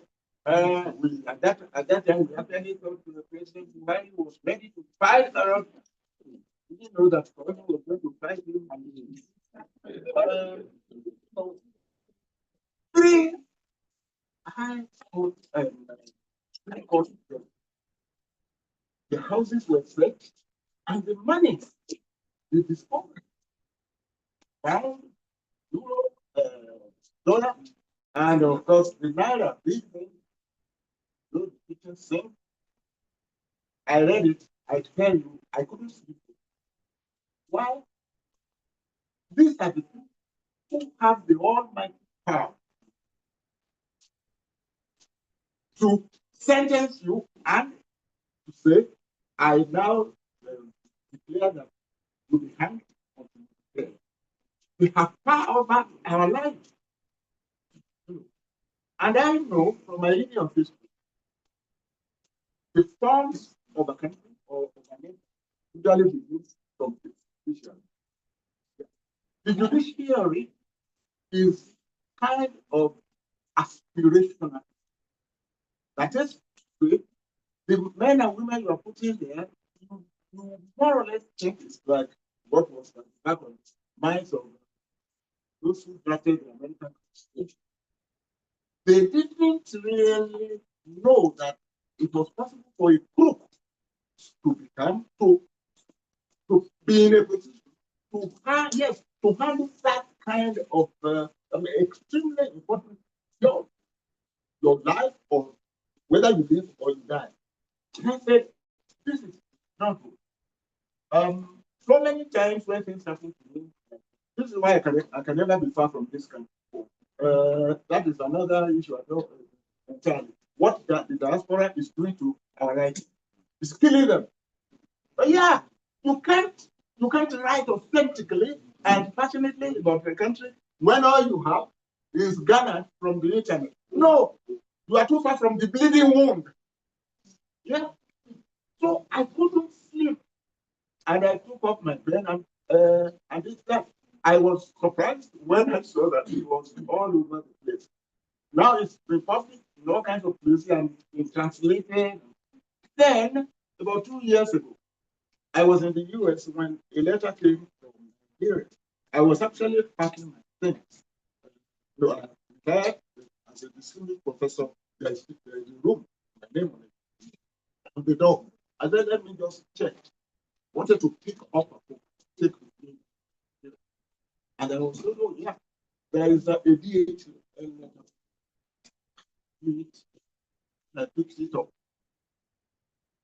Ah, this, then I showed it against the light out, just in case.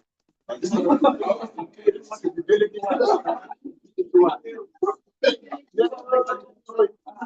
it was thin. Just number of people. So I opened it. It was from an attorney who had sued me the High Court in Abuja my offense for slandering Nigeria and for slandering my country, not my own country, Nigeria.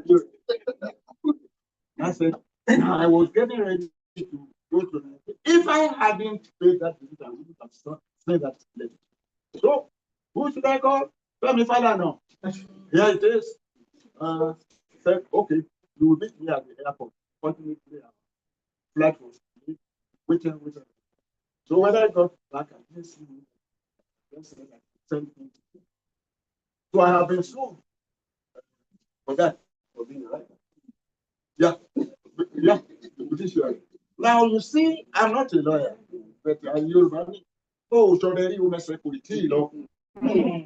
how, what justice, what kind of justice can I get on that kind of way before a Nigerian judge?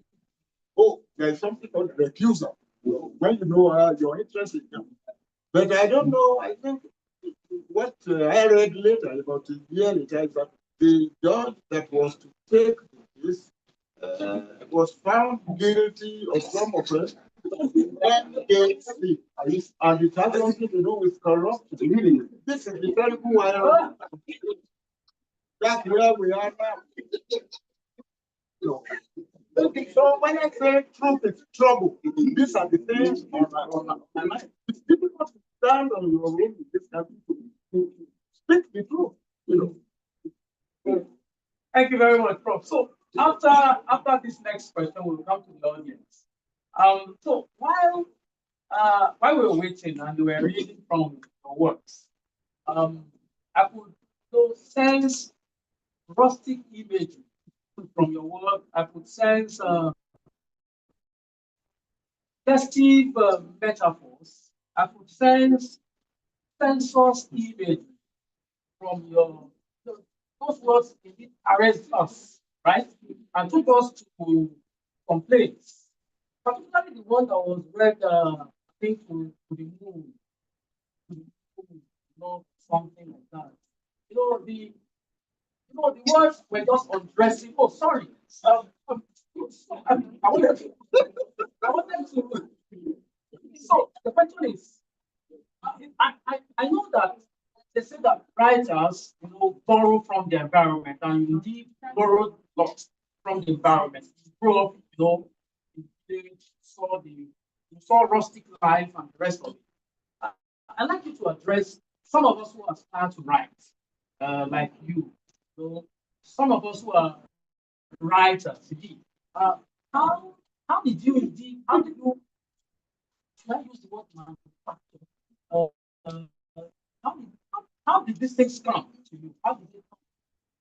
This is a universal question. I teach creative writing. It's interesting, really. Our students here are not in any way inferior to any other student in any other place. It's the circumstance. The question I'm asking, Where do ideas come?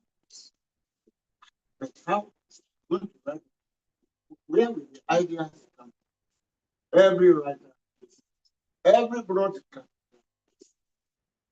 When I'm listening to you, 6:30, Wednesday, and I'm listening to you at 3 o'clock. When you finish one program, suddenly on your way home, what am I going to say? It's working for 7 years. Nigeria has provided a lot of material. Garcia Gabriel Marquez, Colombia, he also did 100 years of study. But he was little. Colombia is just like Nigeria. African, they are wrong pastors now. How do you create without the problem? And then he laughed. He was a man with a robust sense of humor. I think I have a I am one of the. I think he said, well, we need that problem. We need that worry.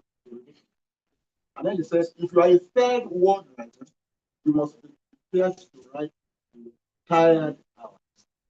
We all write, we all create in a tired hour. Nigeria provides the topic. You're talking about what about publishing a poem every Sunday? I began this with the Tribune. Yeah. Oh, yeah. In 1985. It's been difficult to keep up, but you cannot run out of ideas about ideas. It's just that you have to be able to sit down and choose the right word and put the sentence together. So, conviction, passion. You cannot be an artist if you don't have it. It's important. And you have to also know the difference between wrong and right. Yeah. You can't, if you are a formalist, European way or whatever, you are writing here in Africa, you work with me, and in consequence, every word commits a right. Every word, not just sentence, at the verbal, lexical level. Because a 1,000-page book begins with, yeah. The relationship you want between your adjective and your noun is essential. Because he is a man, yeah, good. It's different from he's a good man. Oh, good. Yeah. He's a bad man. Yeah. You see the way the adjective, what you call modifier, really modifies the meaning of the noun. Yeah. All these things are going on. The writer is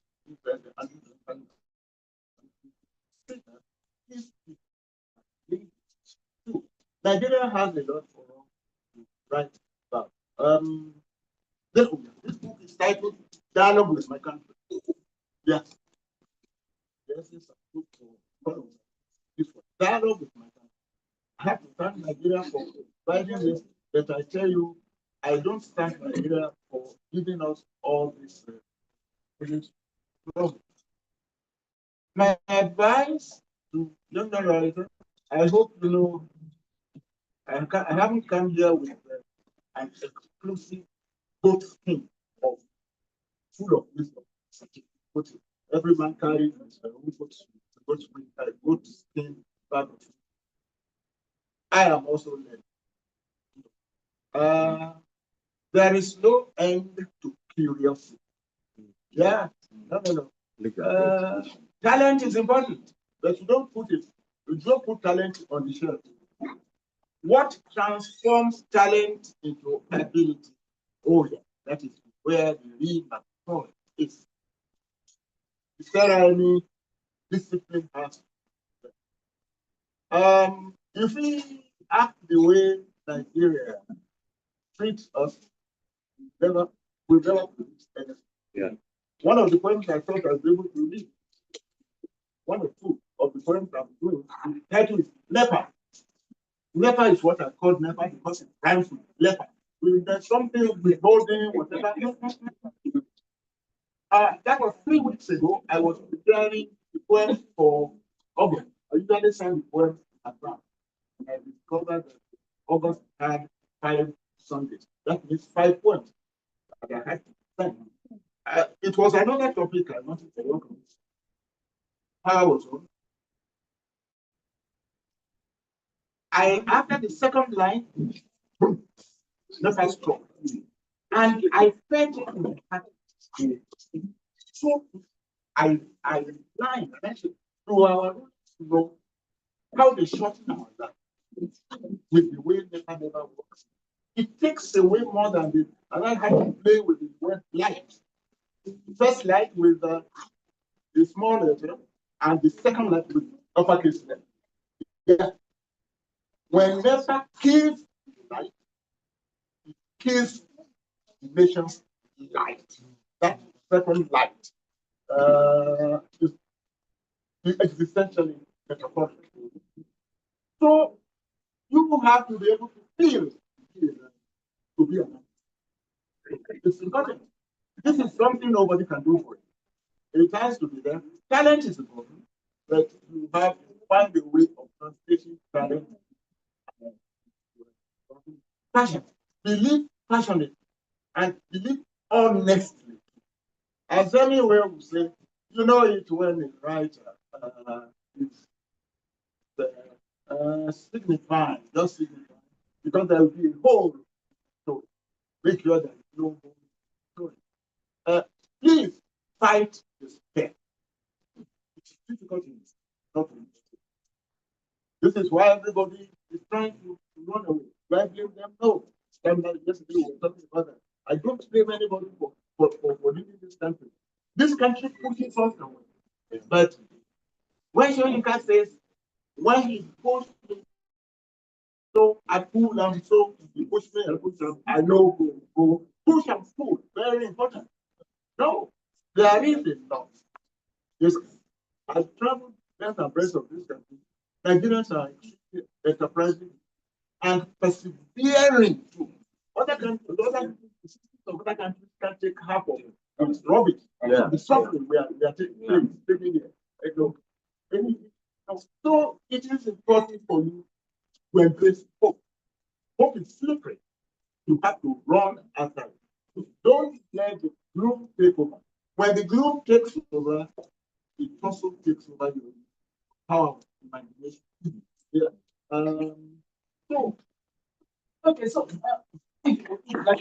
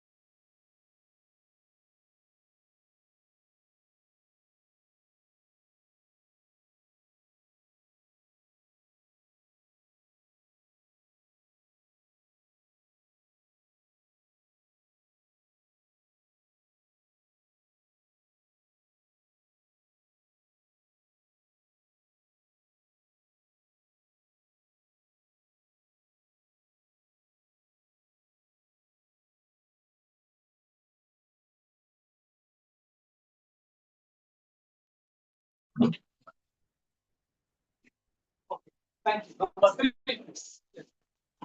My name is Kenny. my question is, as a young poet, yes, as a young poet and activist,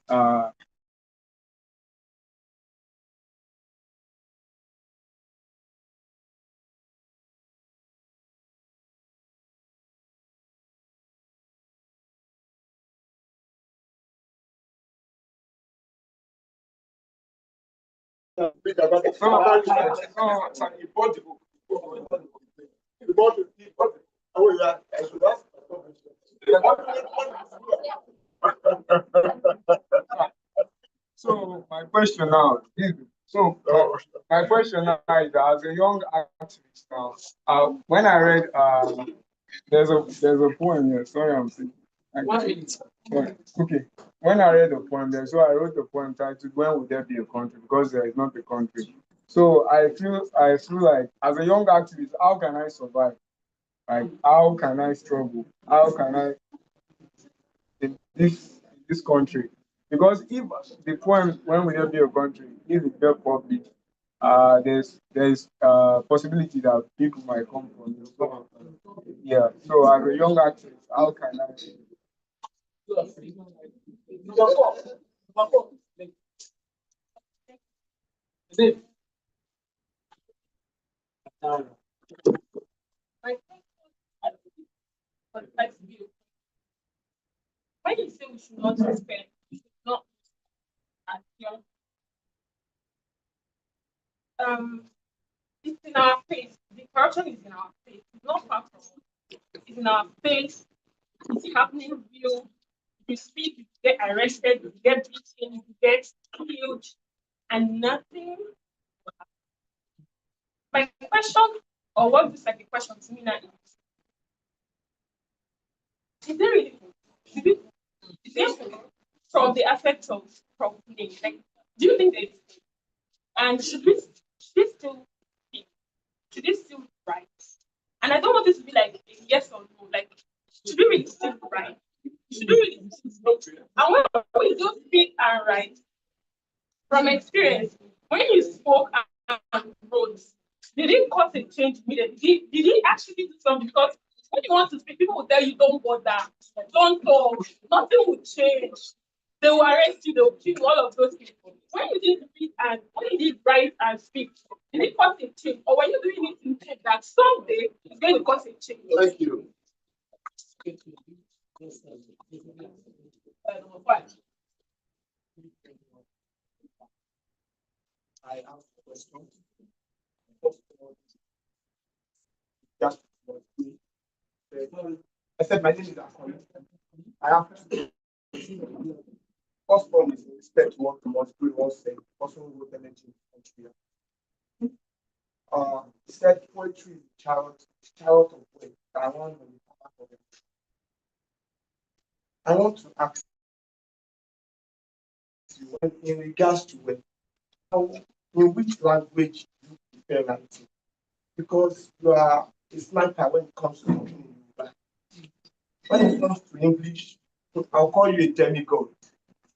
And I don't know how can one language really justify another in terms of emotion. So that is the first one. My second question is the craft of poetry in this era of AI. I gone at this. I'm happy the father of mine is there, which is Professor Nelson Passional, who took me creative writing in the University of Paris. I finished from classes in year 20. So whenever we are writing, thought will just come from anywhere. And we just start, I don't know, the words just come from our exam was to write a poem. So in terms of AI now, can just tell God, what's that time God or tell better give me a romantic pause. Within 3 seconds, the poem just come your emotion is missing. Your originality is missing. How can we cope that? Thank you very much. Number six. Number six. Hello. Hello. Yes. You're very, no, bit much. And I have two questions as well. But I want to first of all start of based on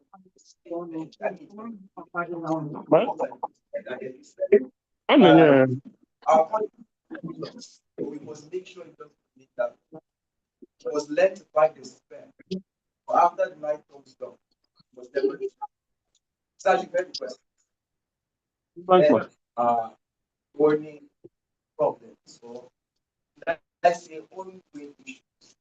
There is technology, there is artificial intelligence, there is distance from government, there is the burning desire, and there's also survival, which you can never take out of the equation. Because no matter how much you love your country, you cannot do that while alive. So I'm asking this question, which every has done every single market. What are you late TV? What are you me? What are you everything at the same time? Bless you. Bless you. Bless you. It doesn't have to. I don't want economic education. What is going to start that change? Then it can permit other industries. Then the other one is this is we are preparing for a festival for books and arts in a country, or should I say the country, so it's not Bermuda, in a time where books die and books are just loitering.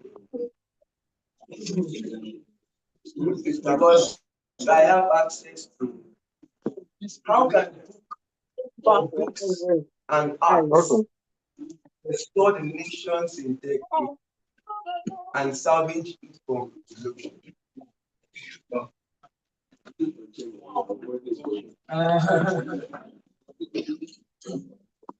Okay, thank you very much. Now, okay.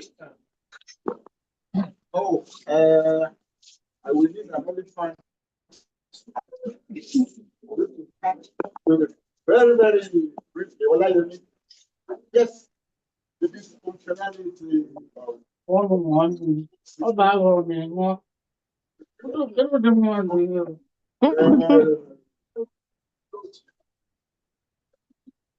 this is why I say Nigeria is not the country. Nigeria doesn't have countries. I haven't mentioned nation. No, people say Nigeria is not the nation. At a point it was a country. But I don't know really whether it doesn't country. There are things the country have citizens. Quoting young charismatic Irish American who became president. Ask not what your country can do for you, ask what you can do. When I see our rulers quote that,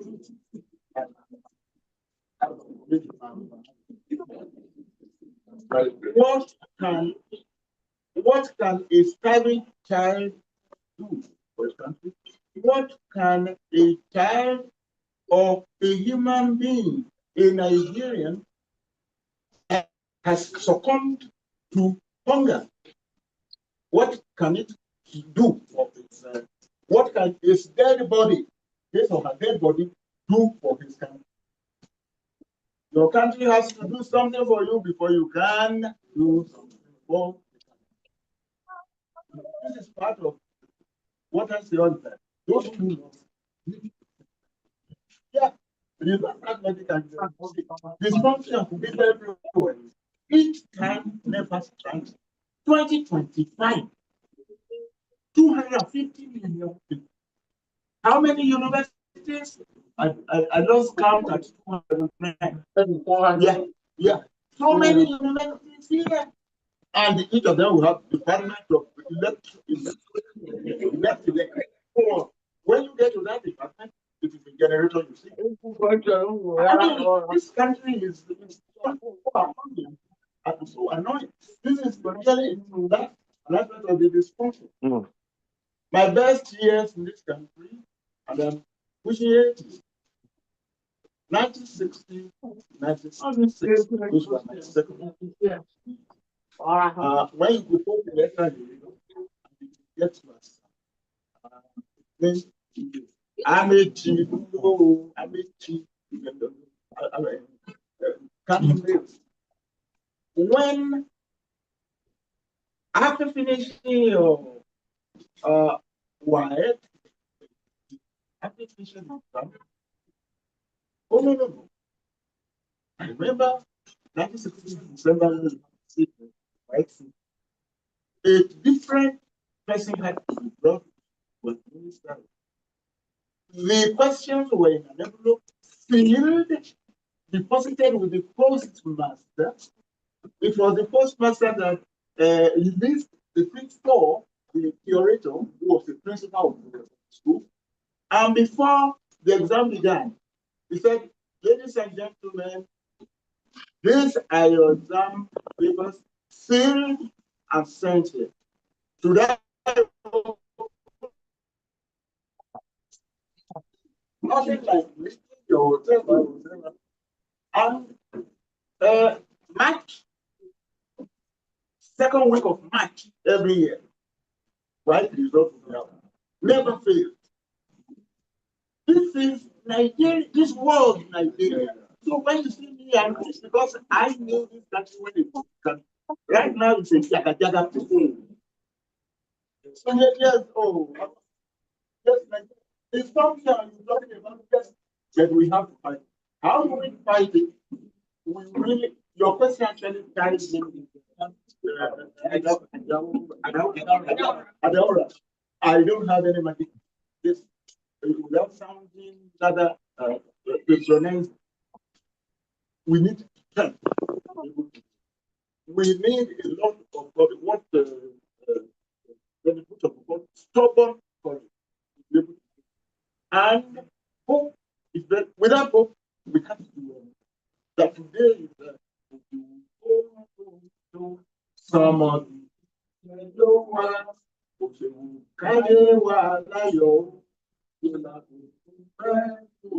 we say that in Rubati. What it is saying is no matter how dark the night will be, there will be dawn. No matter how things may look sweet, or there will be bitter thoughts, bitter times in life. So we really need that. Some people go to church look for this time, but the important thing is not. The moment my normal award acceptance speech of 1991, I had to write a short one. My last paragraph is the usual thing is as long as as long as there is life, there is hope. In Africa, we have to do a syntactic reversal. As long as there is hope, without hope, you cannot be alive. Why? You could live, a human being could live for maybe 3 days without food, could live even longer without water. The human being cannot live for 1 second without food. So it is hope that, and that answers a number of the questions that asked. Monkeys swallowing, yes, that is the Nigerian comedy. What you are signifying on the C word, corruption. That is the killer in this country, corruption. 2012, Save Nigeria lecture, State of Nigeria lecture. I did it. Currently, Lagos. Because there he said, if Nigeria doesn't kill corruption, corruption will kill Nigeria. And some of the political parties are actually that all over the place now. Yeah, it's corruption. The reason our country is this way is not because we don't have money. Nigeria is a rich country. It is the way the money is spent, the way the money is stolen.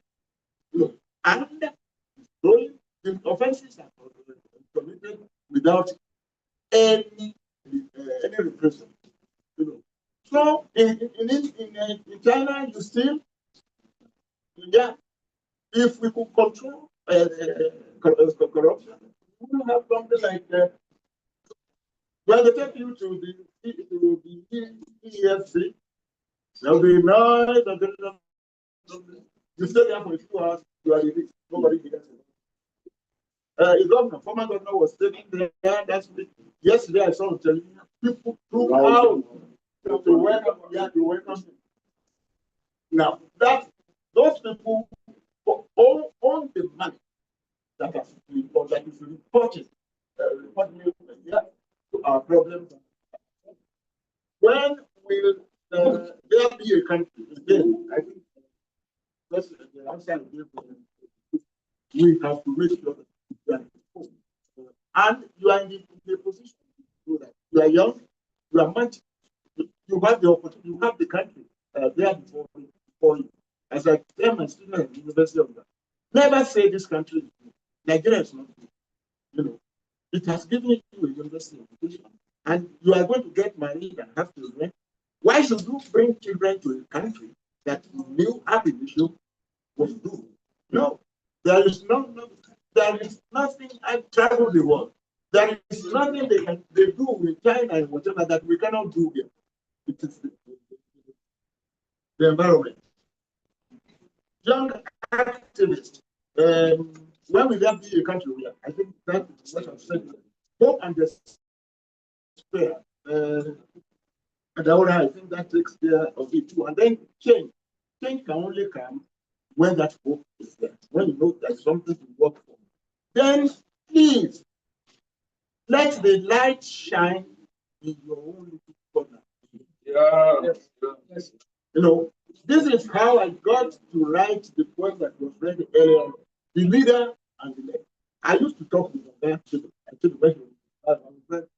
1983, you published a book, The Trouble with Nigeria.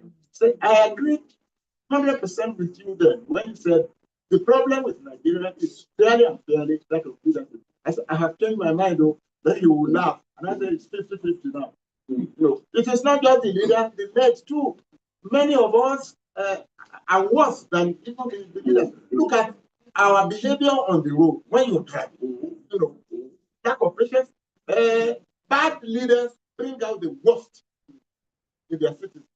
Yeah, but we must make sure that we don't allow that to happen. Change will come. Oh yes, Nigeria is not exactly where it was 5 years ago. Remember, things it's slow, but we can make it happen. Yeah, tarmac of words, language, emotion. You were very poetic. Important point you made, Akami. Art, writing, literature, poetry in the era of AI. God, give me a poem on laughter.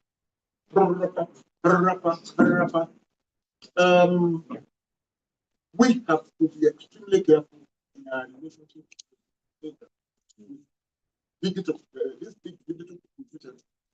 It is a big issue we have now. It has made life easier. You write something, email, put the button, prompt is the mailbox, prompt is alphabetic, prompt is very, and it gets things done. But as our people usually say, I think it's attributed to the same. When something stands, something else is always standing beside it. It is too sweet not to have adverse effects. We have to work for this. Human beings created it, we should also be able to. Plagiarism is everywhere now. Yeah. You know, because the internet does it for you. We have to be able to tame that. Second, very quickly, I'm afraid, really afraid, that the third world war might be caused by misinformation gathered from the internet. Yeah. And we will kill each other, maybe even nuclearize and destroy, only to the time after it wasn't. We have to be careful. Yeah. This is a time in human history where we cannot just afford to read along the lines. We must learn, as I say in my studies classes, to read between the lines. Yeah. When they saw Kayara Wanibre. on the street. Yeah, look, we see struggle for survival. Yes, when you are always struggling for survival, how can you think about things? That's very similar to yours too. Because you get out, you're demonstrating, and you get killed, you just get killed for nothing. This happened. Look at what happened in Kenya about 3 weeks ago. First night, how many 19 young people they were killed. Well, that actually should be the reason for person. Many people spoke to my mother, tell me because I will be killed. So the way we were going in the 1970s and 1980s when we were fighting against it. My mother never told me not to do it. She said, "You are like your father. Do it, but please be careful." Change. I used to advise students. About what I look at. You were going to do a Luta. I say, think about it. When you start a Luta in front of the Senate building, University of past Queensland, so I was there in 1990. In 1971, February, when the first student, was killed on our campus. Yes, in front of Queensland, that was when he dropped and spilled his blood. It was strange. The whole country was parallel. Oh my God! Now it has become common. Then we must not allow that to be historical. I will test it. Now you have to be careful. Don't destroy property. Don't, because those people are waiting for you to do that. They will then forget your cause, and then they will be looking for people to participate. You know. So when you are fighting an unintelligent force, you cannot fight them with unintelligence. No, the superiority of thinking. That's what critical thinking. That's what university education is about. That's what gives it the universe in its university. Apply it to that too, and do it and protest. No violence, no whatever. Most of the time, it is the authorities that send people to provoke, so that So it's rather here or there, but we cannot say because some people have died. So many people died when they were demanding Nigerian independence. In the Congo lost 10 million people when King Leopold owned that, and the capital of Congo was Leopoldville. And Congo was called Belgian Congo. 10 million people. Yeah, great lives. Change also has its own. Become. I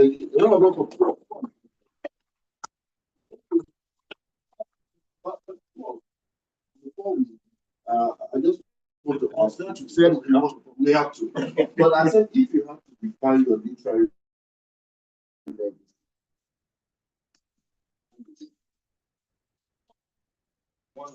One line. Not just that. I can't even do it in one way. I can't do it in 1,000 words. I don't know. Here I am, struggling with life. Like other people. Legacy. I think it's left for the future to make that statement. Yeah. It's left for people who, after seeing me and knowing the enemies, I'm as human as they go. Whether my pluses beat out my minuses. Yeah, when I'm able to arrive at some kind of equilibrium between negative and the positive. All I can do now is make sure I do my best. Yeah, and to also make sure that people don't remember me negative. Oh, that man, when he was supervising us, never sleep. That one used to come late to our classes. That one he treats graduate students like a pregnant. It's happening at universities today. Stand for justice and demand it. You can't demand justice. I am a beneficiary of greatest. Is that right? Those were the only 3 black people in the English department in 1969 when I was an undergraduate. All the others were white, beating and so on. Over there to lead. That's why when I wrote my 3 books for junior secondary, I dedicated all of them to my teachers. The ones that taught me in elementary school, the ones that taught me secondary, and then the ones that taught me tertiary all over the world. Teaching is the most important vocation. It's not a job. Yes. Handle it serious. Thank you very much, Prof. Thanks for everybody. Thanks, it's my calling point. And thanks to Samuel and team. So my last line for this evening is this. Look, I'm borrowing this from all that Prof said. You see, Prof, Wale Soyinka and all the others, they wrote the military out of power without burning tires. And today, is Nigeria. So we can, right? We can write these people out of power. But Prof has said it. If you demand justice, you have to do what? Thank you very much. Thank you very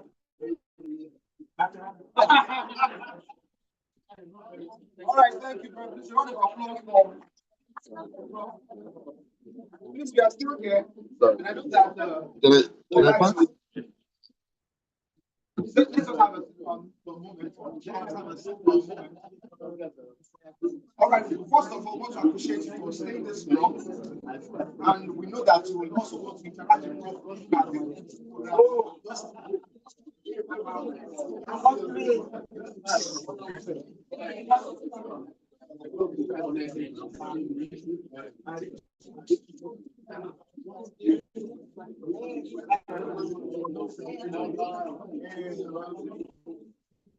all right, so I guess on that note, we just have to finish. Thank you for showing up. Thank you for staying this long. Thank you for coming despite the protocols. It shows the Nigerian spirit. It shows the Nigerian spirit. Once again, please follow us on our social media platforms. Give our face to the name. And please watch out for October 25, 24, 25. Ibadan Book and Arts Festival will be live. Right. And also, if you'd like to take pictures, we have our roll up banner at the entrance there. Take pictures, tag us at Ibadan Festival, Instagram, X,